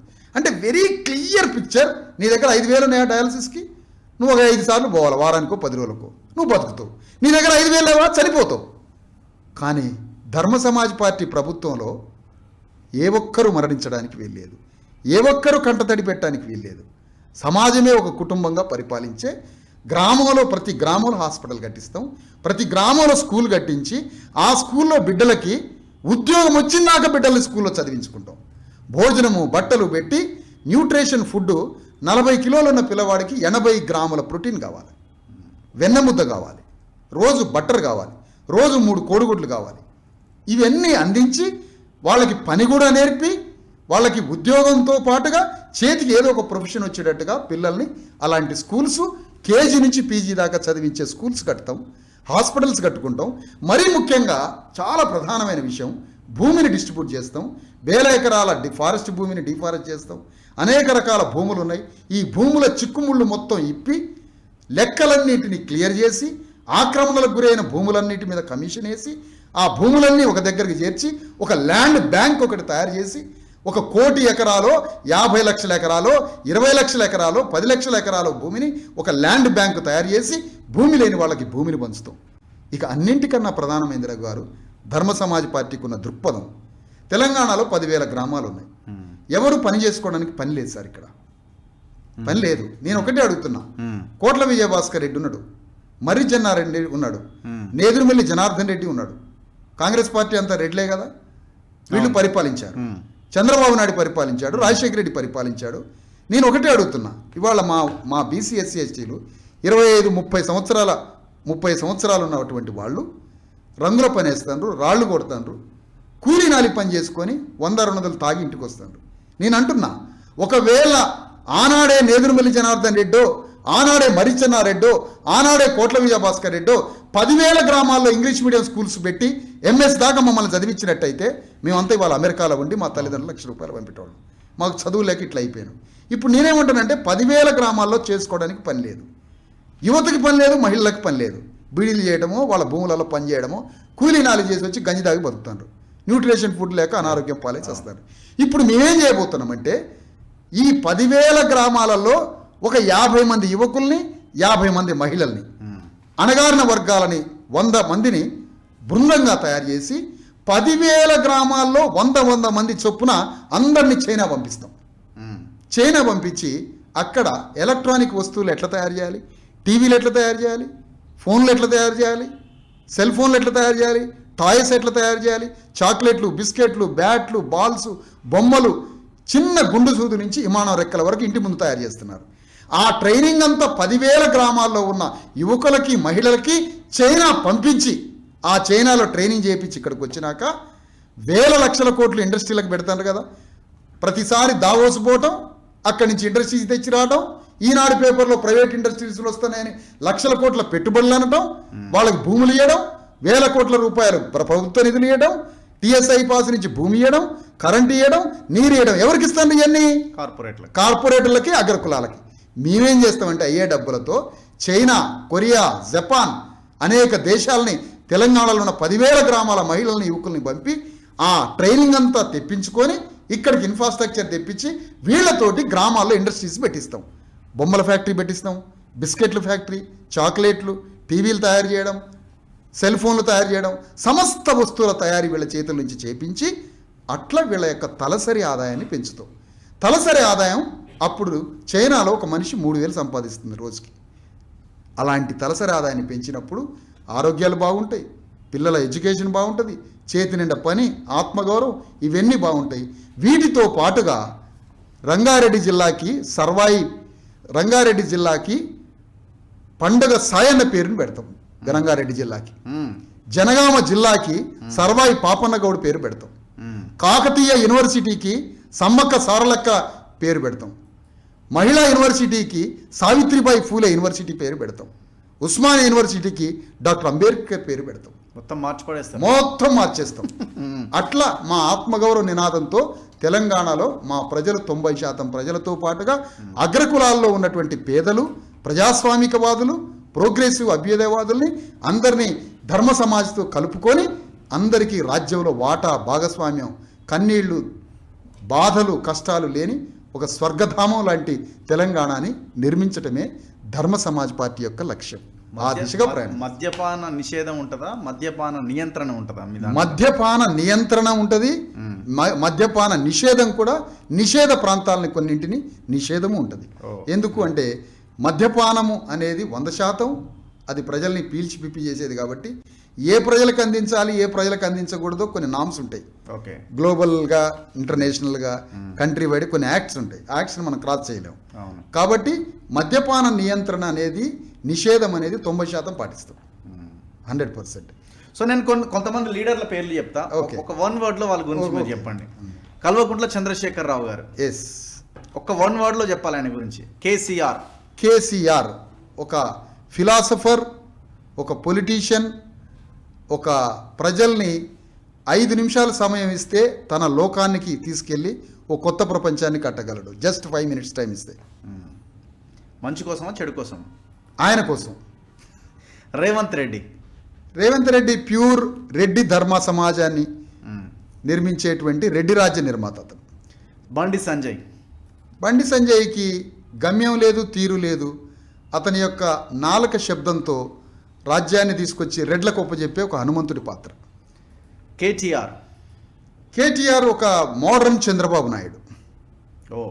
ఈటెల రాజేందర్ రాజధర్మం లేని, గమ్యం లేని, తత్వం లేని, రాజనీతి లేని ఒక బానిస. ఆర్ఎస్ ప్రవీణ్ కుమార్ బహుజన్ సమాజ్ పార్టీ మాయావతి ఆదేశాలని ఏ ఒక్క అణువంత కూడా మార్చకుండా అది వినే విధేయుడు మాత్రమే. తనకంటూ ఇండివిజువల్గా పార్టీలో ఏ పాత్ర ఉండదు. మాయావతి ప్రధాని కావాల్సిన మనిషి, దేశాన్ని ఒక విప్లవ దిశలో ప్రయాణం తీసుకురావాల్సిన మనిషి ఈరోజు మౌన ముద్రతో ఉండడం విచారకరమైన విషయం. రాజకీయ నాయకుల్లో భారతదేశంలో మౌనంగా ఉన్నది ఆమె అని విషాదం వ్యక్తం చేస్తున్నారు. నరేంద్ర మోడీ ఈ దేశం మొత్తాన్ని అగ్రకుల పెట్టుబడిదారి చేతిలో పెట్టి 125 కోట్ల మంది బీసీ ఎస్సీ ఎస్టీలని నిరాశ్రీలుగా మారుస్తున్న భారత రాజ్యాంగ వ్యతిరేకి. అమిత్ షా ఒక నరేంద్ర మోడీ మార్గంలోనే పోతున్నటువంటి అణగారిన వర్గాల పట్ల కర్కశత్వాన్ని ప్రకటించే వ్యక్తి. ధర్మ సమాజ్ పార్టీ ద్వారా రాబోయే 10 ఏళ్లలో తెలంగాణలో రాజ్యాన్ని నిర్మించి ఆ తర్వాత చుట్టుపక్కల రాష్ట్రాల్లో కూడా ధర్మ సమాజ్ పార్టీని విస్తృతపరచాలనుకున్న కాల్పానిక భావ సంపదతో, అంబేద్కర్ జ్ఞానంతో పోతున్న వ్యక్తిగా అనుకుంటున్నాను. చివరగా ఇంకా అడగాల్సిన క్వశ్చన్ ఏంటంటే నా దగ్గర ఉన్నది, మిగతా పార్టీలాగే మీ పార్టీ మిగిలిపోతుందా? చాలా పార్టీలు వచ్చినాయి, పోయినాయి. ఇప్పుడు షర్మిల పార్టీ ఉంది, గతంలో కోదండరాం పార్టీ ఉంది, తెలంగాణ ఇంటి పార్టీ ఉంది, జయప్రకాష్ నారాయణ పార్టీ ఉంది. ఆ పార్టీలకు మీ పార్టీకి ఉన్న తేడా? ఎందుకంటే సార్, ఇప్పుడు ఆత్మ వంచన ఉండకూడదు. ఇప్పుడు లోక్ సత్తా పార్టీ ఉంది, ప్రజలే ప్రభువులు అంటాడు, బీసీ ఎస్సీ ఎస్టీలు ప్రభువులు అన్నాడు ఆయన. అక్కడే కొలాప్స్ అయిపోయింది ఆ పార్టీ. ఏ ప్రజల ప్రభువులో చెప్పట్లేదు. ప్రజలే ప్రభువులని ఈ చౌదరి గారే పోయి కుక్కట్పల్లి నుంచి ఎమ్మెల్యే అవుతాడు. ప్రజలా ప్రభువులేదు. అందుకని అది ఆత్మవంచనతో కూడిపోయింది. ఇక షర్మిల పార్టీ అంటే తనకి తెలంగాణలో ఒక మోరల్ బాండింగ్ అండ్ ట్రస్ట్ లేకపోయింది. అది ఎట్లా? కోదండరాం రాజనీతిజ్ఞుడు కాదు, పొలిటీషియన్ కాదు, కేవలం ఒక ఐడియాలజీ కల వ్యక్తి. అయినా కూడా ఆయన పార్టీకి మళ్ళా అందులో కూడా రెడ్ల ఆధిపత్యంతో సాగుతూ ఉంది. కాబట్టి అది మనుగడ సాగించలేదు.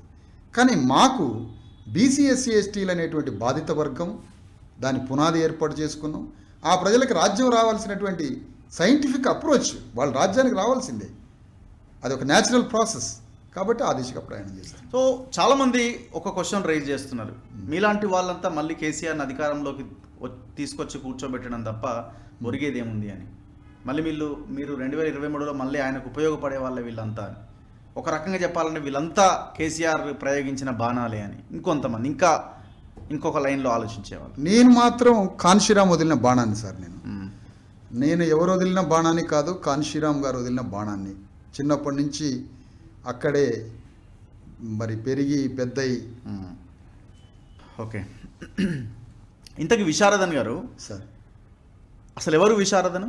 అంటే ఎక్కడ మీ జర్నీ స్టార్ట్ అయింది? ఎందుకు ఇటువైపు రావాలనుకున్నారు? నేను విన్నది ఏంటంటే ఆయన ఢిల్లీకి పోయి ఐఏఎస్ కూడా ప్రిపేర్ అయ్యిండు, సివిల్ సర్వెంట్ కావాలన్న ఆలోచన కూడా చేసిండు అని. సో పిహెచ్డీ చేసింది, చాలా ఇంటర్వ్యూస్లో మీరు మాట్లాడారు, కానీ ఐఏఎస్ అవ్వాలి అనుకున్నది ఎక్కడ నేను వినలేదు. ఇప్పుడు ఆ పాయింట్ నేను ఒక దగ్గర నుంచి విన్నాను, నిజమేనా? నిజమే సార్, ఐఏఎస్ కావాలనుకున్నా. అవును. మరి అక్కడ నుంచి అటు వెళ్ళాలనుకున్న వాళ్ళు ఇటు టర్న్ అయిపోయారు. యాక్చువల్గా ఐఏఎస్ సివిల్ సర్వీసెస్ కావాలని ఒక పెద్ద కోరిక ఉండే, దానికోసం ప్రిపేర్ కూడా అయ్యాను. అది నాకున్న నాలెడ్జ్కి తప్పకుండా అది వస్తుందనే ఒక నమ్మకం కూడా ఉండే నాకు. ప్రిలిమినరీ పాస్ కాగలను, దానికి బాగా ప్రిపేర్ అయ్యాను ప్రిలిమినరీకి కూడా. అప్పుడు కాన్షీరామ్ బుక్ చదవడం, ఆ కాన్షీరామ్ బుక్కులో సివిల్ సర్వెంట్ ఐఏఎస్ అంటే ముఖ్యమంత్రి దగ్గర కట్టు బానిస. ఐఏఎస్ అంటేనా? ఐఏఎస్ అన్నా ఐపీఎస్ అన్నా ముఖ్యమంత్రి దగ్గర బానిస పని చేయడమే, పెద్ద జీతగాడ అన్నాడు కాన్షీరామ్. అలాంటప్పుడు ఆ ఒక్క వర్డ్ని తీసుకొని దాన్ని మరింత అర్థం చేసుకుంటే ఇది బానిసత్వమే కదా, రాజ్యం తెచ్చుకోవడం ప్రధానం, రాజ్యం తెచ్చుకుంటే అలాంటి 500 మంది ఐఏఎస్లు మన చుట్టూ తిప్పుకోవచ్చు అన్న ఆలోచన కలిగింది. అప్పుడు నేను సివిల్ సర్వెంట్ కావద్దు, ఆ సివిల్ సర్వీసెస్ పరీక్ష రాయొద్దని ఎగ్గొట్టి ఈ ఉద్యమంలో చేరై పని చేస్తున్నాను సార్. అది జరిగింది. కానీ నాకు మీలో నచ్చింది ఏంటి అంటే పాజిటివ్ పాయింట్ నేను చాలా దగ్గర నుంచి గమనించింది ఏంటంటే, మనం ఒక పని స్టార్ట్ చేసినప్పుడు చాలా ఎత్తుపల్లాలు ఉంటాయి. మీలాంటి ఈ పని అయితే చాలా ఉంటాయి, ఇంకా భయంకరంగా ఉంటాయి.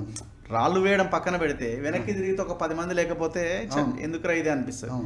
కానీ మీరు ఎక్కడ ఈ 12 yearsలో చాలా భయంకరమైన ఫేస్ చేసి ఉంటారు కదా. మీరు 10,000 కిలోమీటర్ల పాదయాత్ర, గతంలో 5,000 కిలోమీటర్ల పాదయాత్ర, సైకిల్ యాత్రలు. మీరు స్టార్టింగ్ పాదయాత్ర సైకిల్ యాత్ర చేసినప్పుడు కొంతమంది కొంతమంది ఏదో ఒక సందర్భంలో అనిపిస్తుంది కదా, ఏంద్రా బాబు ఈ జీవితం, మనం బతుక్కి ఇంత లైఫ్కి ఇంత పెద్ద పని మనం పెట్టుకున్నామని ఎందుకు అనిపించలేదు? అంటే నాకు గమ్యం కనిపిస్తా ఉంది. గమ్యం కనిపించినప్పుడు మనిషిలో భావనా శక్తి ఉండాలి, కాల్పనిక శక్తి ఉండాలి, భావ సంపద ఉండాలి, భావ దరిద్రం ఉండొద్దు. నేను ఆ భావ సంపదతో కాన్షీరామ్ ఆలోచన విధానాన్ని తీసుకొని నేను అంధకారంలో నుంచి ఆ అంధకార సముద్రంలో అవతల ఒడ్డున ఉన్న దీపస్తంభాన్ని చూస్తా ఉన్నా. నాకు అదే కనిపిస్తూ ఉంది. నేను ఎటు కూడా అవతలకి చేరగలను, అవతల ఒడ్డుకు చేరగలనని. కొండ మీదికి బండిని లాగితే ఎట్లా ఉంటుందో అట్లనే ప్రయాణం చేస్తుంది. సాహసం కదా ఒక రకంగా, ఇది చాలా పెద్ద సాహసం. సాహస నిర్వచనం కూడా పనికి రాదేమో. అందులోటి మన బీసీ ఎస్సీ ఎస్టీ ప్రజలు మన ఉసిరిగాయల రాశిలాగా కింద పడిపోతా ఉన్నాం. అయినా ఒక్కొక్కళ్ళని ఆర్గనైజ్ చేసుకుంటూ ఇంత దాకా తీసుకొచ్చాను సార్. అందుకే నాకు నమ్మకం ఉంది, ధర్మ సమాజ్ పార్టీ తెలంగాణలో ఒక నూతన విప్లవాన్ని తీసుకొచ్చి అంబేద్కర్, ఫూలే, కాన్షీరాముల రాజ్యాన్ని నిర్మిస్తామనే ఒక నమ్మకం. మొత్తం కమర్షియలైజ్ అయింది కదా సార్. అవును, వ్యవస్థ అంతా కమర్షియలైజ్డ్ అయింది, వ్యవస్థ అంతా పొల్యూటెడ్ అయిపోయింది. అవును, ప్రజల్లో కూడా స్వార్థం పెరిగింది. ఈ పరిస్థితుల్లో ఎట్లా మనం దీన్ని మార్చగలుగుతాం అంటే ప్రజలకి ట్రస్ట్ అనేది నమ్మకాన్ని కలిగించేదాకా, అదే సమయంలో ప్రజలకి విరక్తి కూడా కలిగింది డబ్బులు ఇచ్చే రాజకీయ నాయకులు. అది కూడా సేమ్ టైం పాలిటిక్స్ ఏంది, డబ్బులు ఏంది, ఈ నీచత్వం ఏంది, అమ్ముడు పోవటం ఏంటి, ఈ దొంగ రాజకీయ నాయకులు ఏంటి అనే ఒక వికృతమైనటువంటి రాజకీయ నాయకుల పట్ల, ఈ అగ్రకుల రాజకీయ నాయకుల పట్ల బాగా వ్యతిరేకత వచ్చింది. ఆ టైంలో మనలాంటి ఫిలాసఫీతోటి మేము సైకిల్ మీద ప్రయాణం చేయాలనుకుంటున్నాం. రేపు సామాన్యంగా నామినేషన్ వరకే డబ్బులు నామినేషన్ వేసి ప్రచారం చేయాలనుకుంటున్నాం ఇంటింటి.